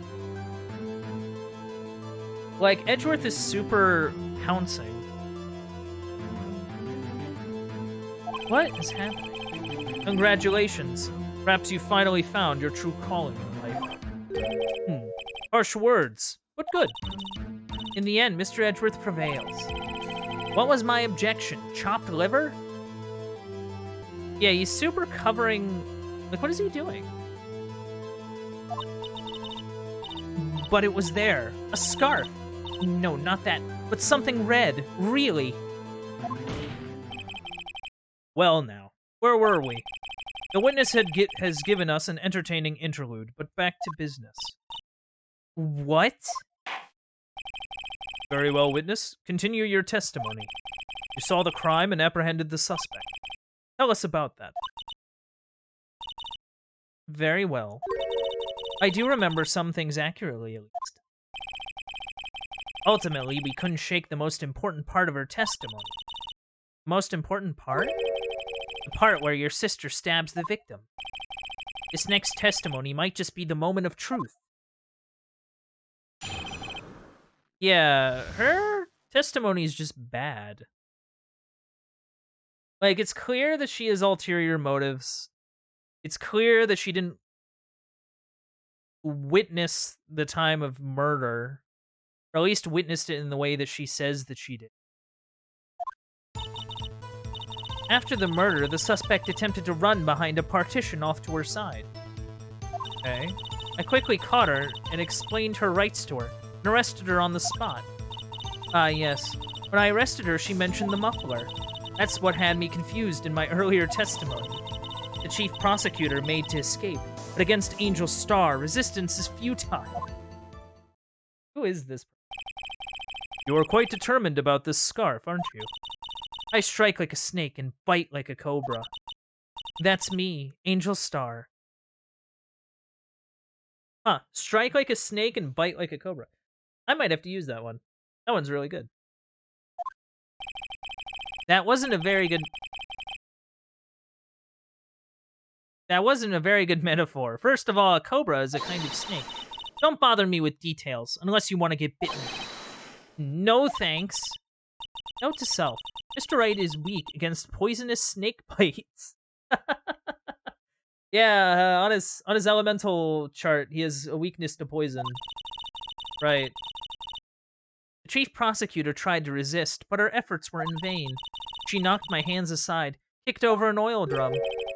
An oil drum? Hard to imagine. Oh, she's beautiful but deadly. Predator, this one.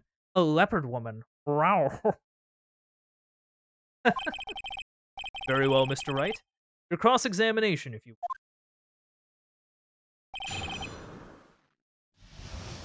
Okay. So, she ran behind the partition.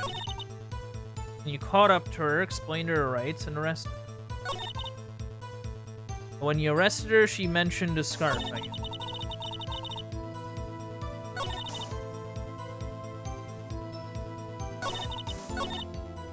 So the only thing that's really actionable, I feel, is like these two over here.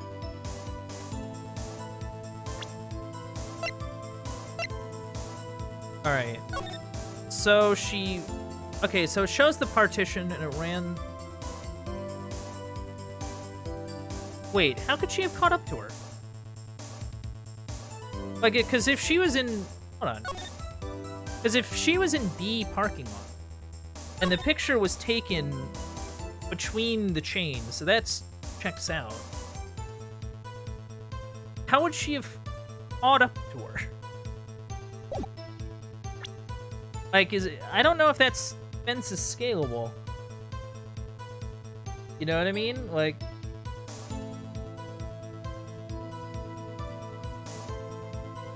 I don't know.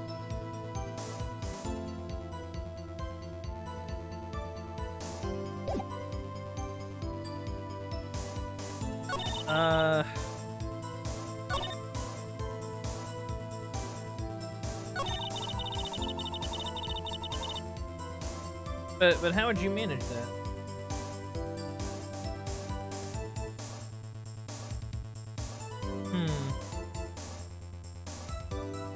But see, at the same time, I feel like it can't just show the map, right? Because, like, she doesn't talk about climbing a fence. She doesn't... Well, not that that's important. Quickly caught her, explained her rights to her, and arrested her on the spot. Can you, like, elaborate? Like, you said quickly. Were you close to the suspect? As I just said, I was only 30 feet away from her the whole time. Well, yeah, there was a big old fence. Yeah, yeah. I'd like to see this on the floor plans, just to be safe. The Lunchland car was... She was a visitor, thus she was parked in B block. So you witnessed the murder from here? That would make it about 30 feet from the car. Oh, that would make it... yeah. Is that correct, Miss Starr? Yes, that's right. But there was a... there was a chain link fence in front of me. I went over it, of course. Amazing. Cough-up queen, lunch lady, athlete indeed. It would have taken her a little time to climb over the fence. So she couldn't have gotten to my sister that fast. Yeah. Yeah, that fence is about 9 feet high, too. So how did Miss Sky not get away? That's a good question. How'd she not get away from that? Huh. Also, why would she mention a muffler? Like, she mentioned the muffler? What exactly did she say? If I remember exactly, I would have told you in my testimony. Cheeky. Anyway, all I heard her say was the word muffler. Just that one word? So, what you heard wasn't the suspect talking to you, but to someone else. Okay, that's a good deal. The chief prosecutor was talking on her phone. Her phone? She can't mean... Well, I gotta figure out what you mean. Yeah. By phone, do you mean this cell phone discovered at the crime scene? Yes, ultimately. Ultimately? Yeah, ultimately? My memory. It's like a salmon heading upstream, you see. No, the court doesn't see, Miss Starr. The chief prosecutor first attempted to use the phone hanging on the wall. On the wall? That's right. Near the car. There was an emergency phone on the wall. Apparently it was out of order. Yeah, it don't work. So she used her cell phone? Indeed, the emergency phone was out of order that day. Good witnessing, witness. Good witnessing? Whatever happened to good testifying? You should, of course, add this to your testimony. The things I do to please this rookie defense attorney. Okay. Well, it updated that, at least. She tried the phone on the wall, but had to use her cell.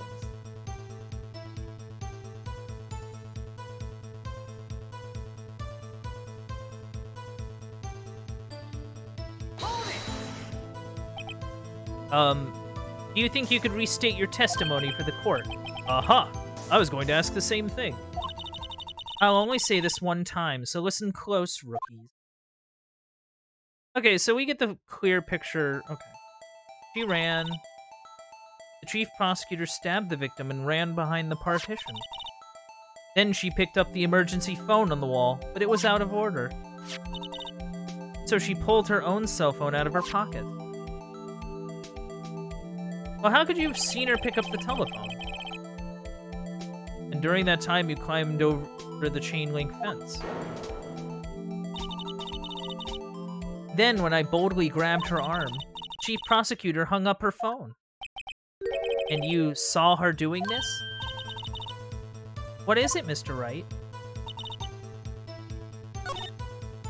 Yeah, like, how could you see her past the partition? I guess it'd be the floor plans? Miss Starr, I have to conclude that you have a personal grudge against Miss Lana Sky.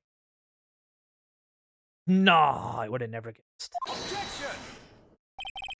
The witness is a former detective. Her testimony is unmarred by personal bias. That is wrong. Well, who would have thought you would be my knight in shining armor, Prosecutor? You who, together with the chief prosecutor, kicked me out 2 years ago. Well, Miss Starr, this is a fatal contradiction with your testimony. How do you explain this? I don't know what you were talking about. Mess with me, and I'll make you cough it all up. Ahem. Let's look at the floor plan. You said you witnessed the crime from this point. However, if that's true, You couldn't possibly have seen Miss Sky making that phone call. There's a giant, dumb partition in the way. I believe you see what I'm getting at. That emergency phone was on the backside of this partition. If indeed you were in B block, you couldn't have seen it. What? Whoa! Order! Order! What is the meaning of this? It's simple, Your Honor. She's not coughing up lunch. She's coughing up lies. Incredible. Yeah. That's quite a claim, Mr. Wright. Perhaps you will allow me a question. Tell us exactly what lie this witness has told the court. Here's where the counterattack begins. Can't afford to get this wrong. The witness lied about...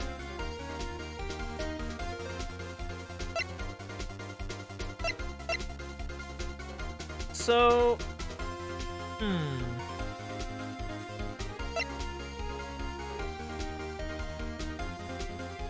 Well, like, we definitely know she called on the cell phone.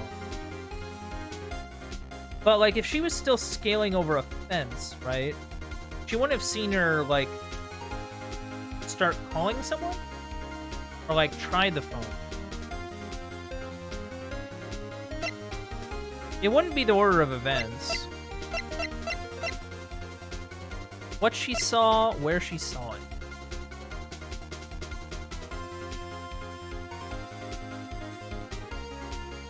Maybe?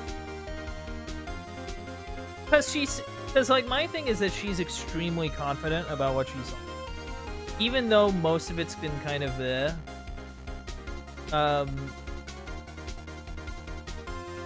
like, she did get a photo of it.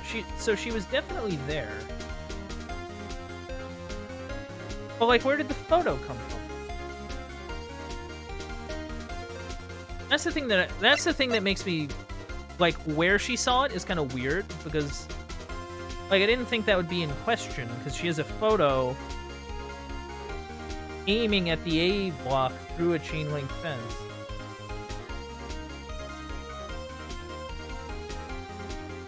At the same time, she was going to see one of her boyfriends while she was there. So, like...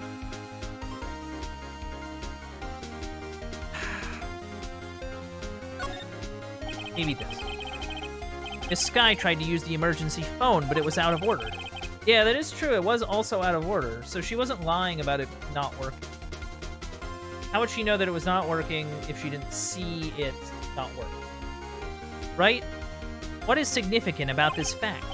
Nothing. Therefore, it would be pointless for Miss Starr to lie about it. It would be I guess. But people lie about weird things all the time. Pointless to lie. I see. But say the witness did actually see Miss Sky using the emergency phone. It would mean Miss Starr witnessed the crime from a different location. A different location. Now that's a pointless lie if I've ever heard one. Before you call my lie pointless, at least let me tell it. Let me ask a question to our clever wordsmith, Mr. Wright. Just where was the witness when she saw the crime? All the testimony we've learned until now points in one direction. Okay, so she wasn't over here, clearly. She had to climb unless she didn't have to climb. Well, this is on a raised area. Well, she would have to see it from here. That would make the most sense. Because, like, she said she was going to the security room anyway. So maybe she was just there already. And that's how she, you know, picked up on that. But if she was over there, that means she couldn't have seen her stab the dude, right? But then how'd she get the photo? Like, this is... This is the only place where she could have been. The security guard room? Indeed, the security room is in the underground parking lot. Underground parking lot is well positioned. It's built on the second floor, so you can see the entire lot. Okay, so she could have seen something. Okay. You would have been able to see the emergency phone from there. But why there? There are many other places where she could have seen the phone. Not in this case, Your Honor. The witness, not being part of the prosecutor's office, couldn't park in Block A. The only place where she could have seen the crime in the back of the partition is here. I remember in your testimony you said you brought a lunch to your boyfriend in the security guard room, yes? Well, Miss Starr? Oh. How many years have I been getting the better of men? To think that the tables could be turned. Today, a man has got the better of Angel Starr. Order! Order! Witness! What have you done? You used to be a detective. You should know better. I'm not turning back. The guilty will be punished. And I'll do what I must to make sure justice prevails. The guilty. Is she talking about Miss Skye? Mr. Wright, doesn't this strike you as odd? Seems odd that she's super, like... Why did Miss Starr lie? It doesn't make sense. Huh? She could have just said she saw the crime from the security guard station. It wouldn't change anything. That is true. Exactly. This photograph tells all. It was the defendant who stabbed the victim. The truth still stands. Objection! Yeah, then who took that photo? What? If a witness is found to be lying, they're guilty of perjury. She knows this. She wouldn't risk that without a good reason. So, tell us what her reasoning was, Mr. Wright. Huh? Me? Who else? Mr. Wright, let's review what we know. Miss Starr witnessed the crime from the security guard station. But she lied and said she saw it from Block B. It must make a vital difference. But what? What would change? I don't want to say distance.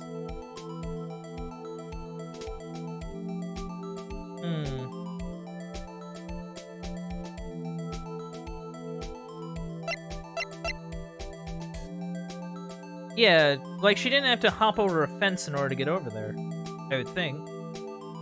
It's not difference in lighting.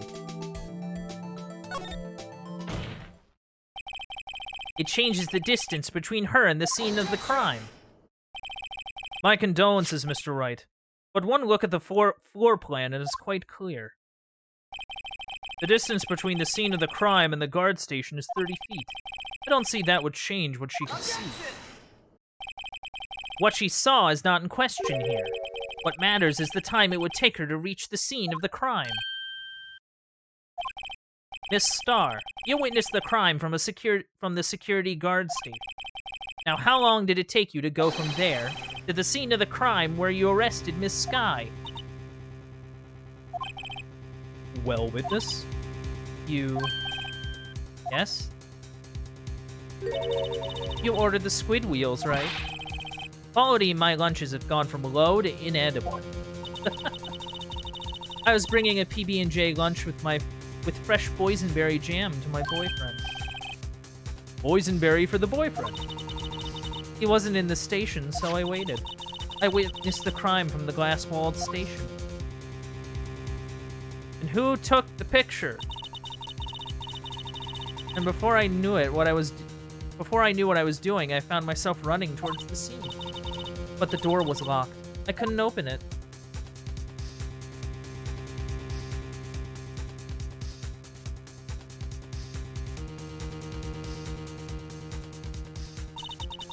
That's why I had to go through the visitors' parking in Block B. That's quite a detour. Yeah, that is quite a detour.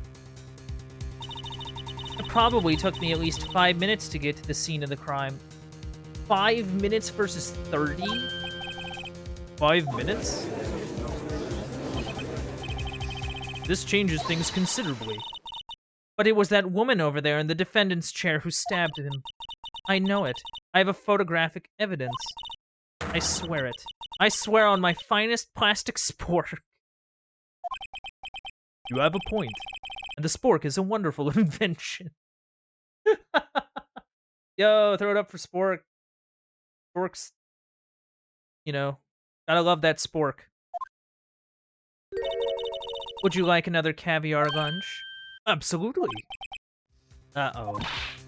Mr. Wright, you have to do something. Do I have any evidence to stop this? No, I'm objecting to this. This is... Objection! 5 minutes between the witnessing of the murder and the arrest. Think about it. You could make pasta in that amount of time, if you like it al dente. Yeah, yeah. I've got lunchboxes that tie pasta into knots, rookie. A 5-minute blank. Isn't that strange? Strange? If you were a criminal, what would you do with 5 minutes, Your Honor? Well, guess I'd flee the scene. Hey, don't get the wrong idea. I didn't kill anyone. No, nobody's accusing. But you have the instincts of a killer. You would run, but this time was different. This guy dawdled at the scene of the crime. She even had her picture taken.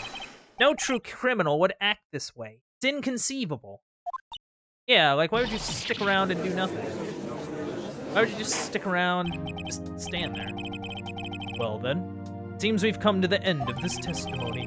The witness has a grudge against the defendant and a blank in her testimony. Mr. Edgeworth, is the next witness ready to go? Unfortunately, I appear to have overestimated this witness on account of her professional history. We did it. We screwed that can shut, Mr. Wright. That was too close. I'm afraid that the cough-up queen has been dethroned. And with that, court is adjourned. Oh. Hold it.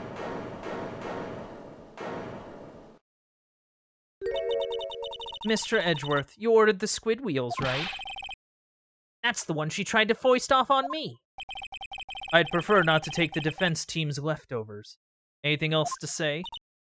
I might be able to save you. I have decisive evidence. What was that? What was that? Is this another one of her trick lunchboxes? My apologies. We have no further questions to ask of you, Miss Starr. Is this your jumbo lunchbox? Woohoo! A triple-decker! Out of deference to the witness's determination, I'll allow one more testimony. She bribed him with food. Let's hear about this decisive evidence. Like the Lunchland motto says, you won't be disappointed. What's she going to pull out of her lunchbox this time? Incredible. What's she gonna pull out of her lunchbox this time? I should have mentioned those 5 minutes when I wasn't looking at the crime scene. And now, to the matter of the victim's shoe. Did I not bring this up? 2 types of blood were found on this shoe. One was, of course, the victim's, and the other blood type matched that of the defendant, Miss Lana Sky. This shoe proves it. It's flawless, decisive evidence. Whose shoe is that? What? There was blood found on that shoe? Try Lunchland for all your lunch and decisive evidence needs. Witness, what's the meaning of this? Why is this the first time I've heard of this evidence? Simple. As I've already said, I don't trust you with evidence, Mr. Edgeworth. That's why I took the liberty of investigating this myself. And you had blood tests performed? Didn't I mention? I have 3 boyfriends in forensics. In any case, Your Honor, I can't accept this as evidence. What? You must know the 2 rules of evidence law. Rule 1, no evidence shall be shown without the approval of the police department. In other words, this shoe is illegal evidence, at least for the time being. Is that right, Mr. Wright? Seems so. Edgeworth sure is celebrating. Not so fast, Mr. Edgeworth. Don't forget, I used to be a detective. As I mentioned previously, this shoe has already been tested by a member of the forensics department. As you can see, it was approved by the police department as of today. Even the general public can produce official evidence, Mr. Edgeworth. Ugh. Ugh. God dang it. Is that right, Mr. Wright? It seems so. Edgeworth is looking pretty sullen. You could at least study some evidence law. Really? Oh, we get to talk about the specifics of evidence law. Prosecution's complaints notwithstanding, appears that this evidence satisfies the first rule of evidence law. However, it seems you have yet another count against you, witness.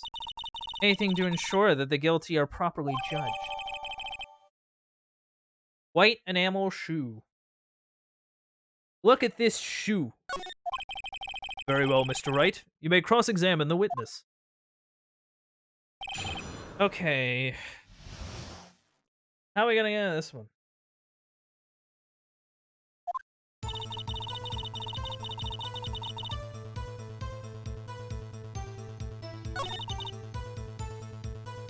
Yeah, you didn't. Okay.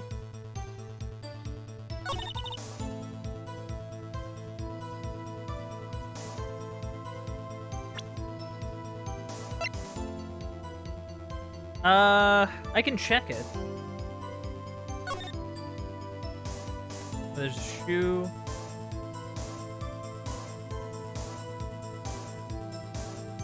Well, that's weird.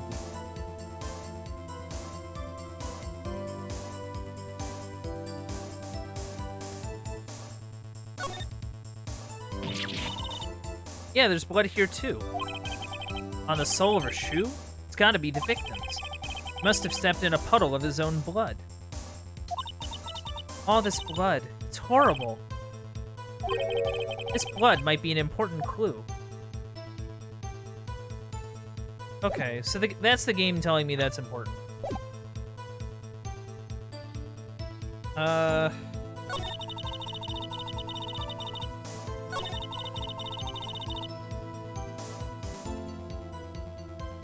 Wait, hold on.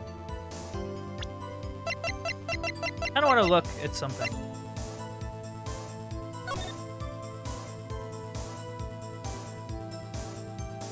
Wait. Well, that wasn't her shoe. Also, there's no blood. Like, you see on the ground near her feet, there's no, like, blood pool. So, like...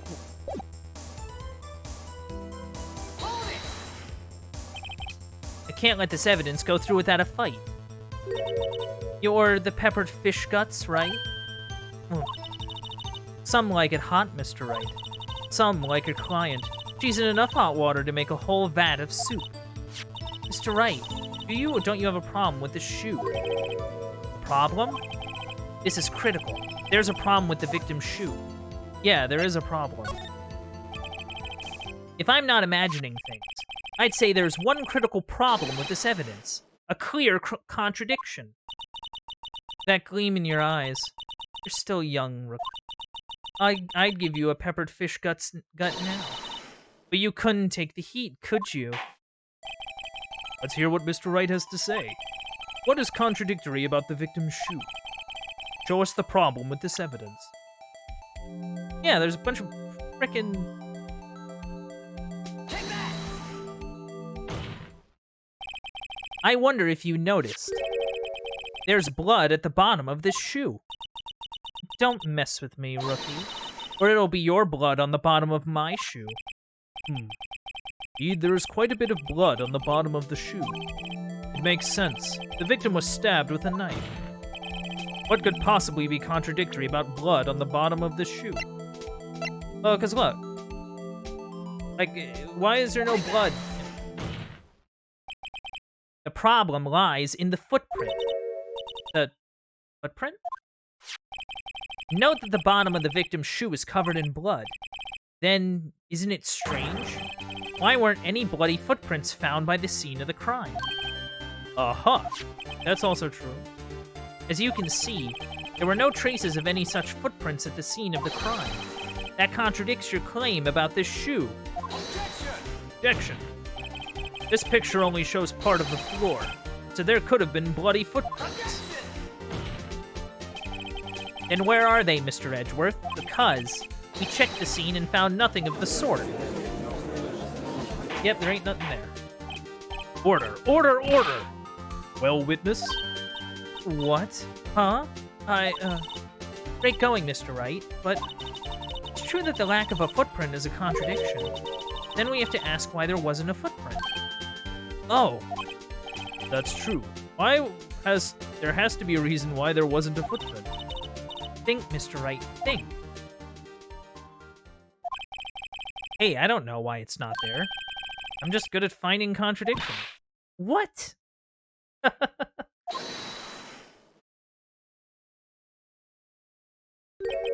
I see. Now I get it. Get what? Our witness is more devious than I gave her credit for. We were hoodwinked to the very end. But she slipped. There's one vital hint to the truth of her testimony. What are you talking about? Think back to when she told us about apprehending the suspect. The chief prosecutor tried to resist, but her efforts were in vain. She knocked my hands aside, kicked over an oil drum. Oh, she's beautiful but deadly. A predator, this one. A leopard woman. Wow. Wow. I thought that was a strange thing for the normally cool-headed chief to do. No kidding. Now, witness, allow me to ask you a very simple question. This oil drum, was it empty? Oh, that? I'm not sure I like your attitude, Mr. Edgeworth. Though apparently you're not the slowest conveyor belt in the lunchbox factory. Witness. Well, was the oil drum empty? The oil drum kicked over by the chief prosecutor was brimming with water. Water? What does that mean? Still don't get it, Mr. Wright? Do you want to know the reason she knocked it over? The real reason? Aha! You don't mean... Yes, the suspect knocked over that oil for one reason and one reason alone. To erase the bloodstains that would become evidence against her. Oh. That ties things up quite nicely. Oh no. Ay, ay, ay. Bloodstains left on the victim's shoe tie her quite clearly to this murder. Then after the deed was done, she knocked over the oil drum to erase the telltale sign. Why, that's a prosecutor's specialty. Erasing evidence. That reminds me. This guy's right hand was hurt. Yeah, it was. Didn't she say she cut herself when she stabbed him? So that's when my sister's blood got on the shoe? Well, I see no reason to prolong this trial. Mr. Wright, do something, please. What? What can I do? Your sister has confessed to the crime, and she tried to conceal it. But... Enough. There is no need for further debate. The verdict, Your Honor. Very well. But Angel Star's on the prosecution's side. She could have been lying about the water. This court finds the defendant, Miss Lana Skye. Hold it! Little girl, what did you just say? Huh? Me? Did you say that I, Angel Star, was on the prosecution's side? Well, yeah, you are. You're saying my sister hid evidence by erasing the bloody footprints. Well, I thought you'd had your fill, but here you are, demanding a second helping. Another lunchbox. A lunchbox called Evidence. Oh. They were just about to end this case, and then she screwed them all. Wait. Witness, don't tell me you have something else. The time for deliberations is past. Any further comments and you will be held in contempt of court. Your threats don't scare the cough up. Look at this. Photograph? I had it just in case anyone had the gall to suggest the white shoe didn't belong to the victim. I see no room for error in this evidence. Mr. Wright, wait. Look at the asphalt in this photo. Hey, it's clearly wet. Erasing the last trace of doubt from the court's mind. Immediately after the murder, the crime scene was washed with water. I'm sorry, Mr. Wright. Guess I couldn't help after all. It's not your fault. I knew I couldn't win this case from the beginning. And it seems this is what your sister wanted anyway.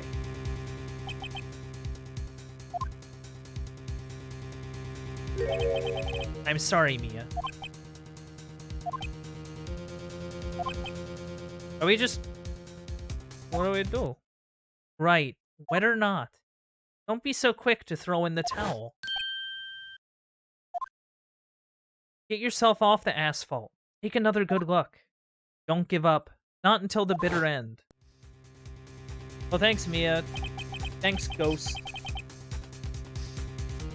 It's Ghost Maya, right? Well, no, it's Mia.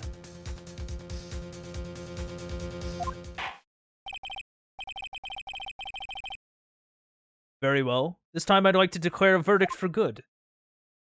Objection! Objection! Your Honor, wait. What is it with you people? Can't I hand down my verdicts in peace anymore? Whatever it is, can it wait? No, it can't. And it will be too late. Look at this photograph. The last one submitted. The trial isn't over until we give each piece of evidence proper consideration. So right. Are you saying there's a problem with this latest piece of evidence? Yeah, I'll think later.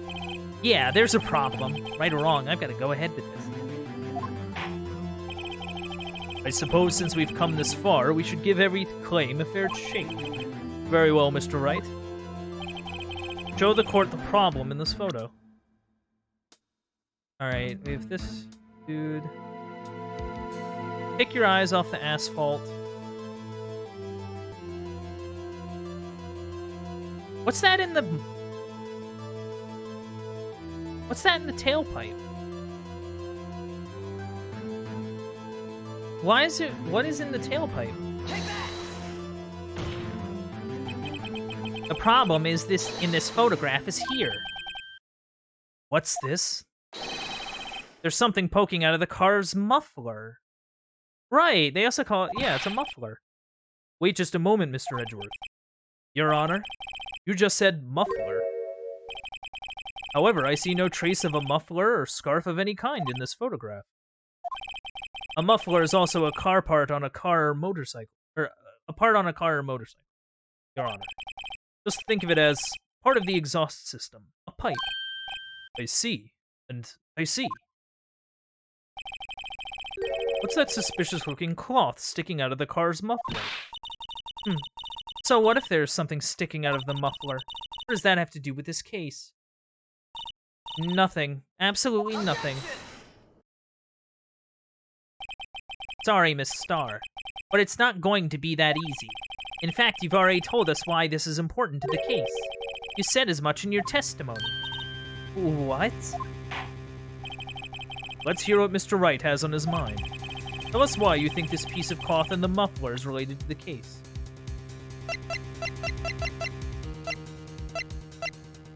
It would be the cell phone, right? Because she said something. Take that! Miss Starr, recall your testimony for the court. Yes. When I arrested her, she mentioned the muffler. That's what had me confused in my earlier testimony. Oh. Muffler. Yeah. Could it be that the muffler you heard mentioned was actually this exhaust pipe? It could be. If so, that means this piece of cloth is vital evidence. Oh, whoa!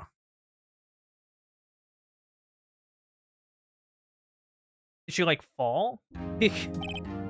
Well, it seems we will have to suspend the proceedings. Suspend? I find myself wondering about that piece of cloth. If we leave any question unanswered here, we do a disservice to the law.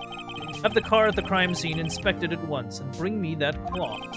The verdict will wait until after we've seen all the evidence. Agreed? I suppose so.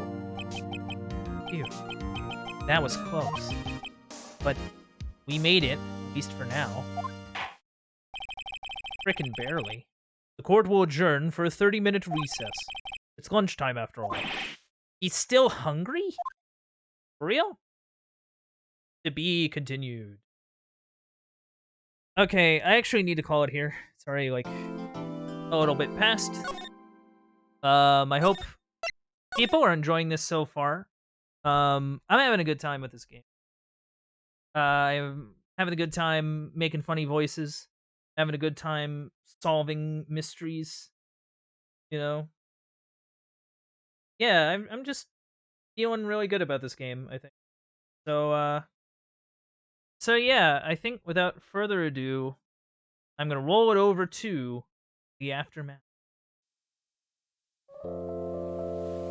So, what did we learn today? We learned that metal detectors can be used to look for bullets in people, I guess. We also learned that grudges can run deep, especially if it's against an entire family. We also learned to never trust anyone that willingly allows themselves to be called Papa Queen. Anyway, thank you for coming out to the Uncle Bandit stream. If you enjoyed streams like this, don't be afraid to leave a follow. If you want to help support the stream, you can also sub and donate. Those things really help me out. If you want to check out any old playthroughs, or keep up with any current playthroughs, you can head over to the Uncle Bandit stream archive over on youtube.com. And if you want to keep up with any stream updates, or just see what I'm up to, you can check me out on Twitter at Uncle_Bandit. This has been it from me. This has been Phoenix Wright, Ace Attorney, and I hope to see you all next time.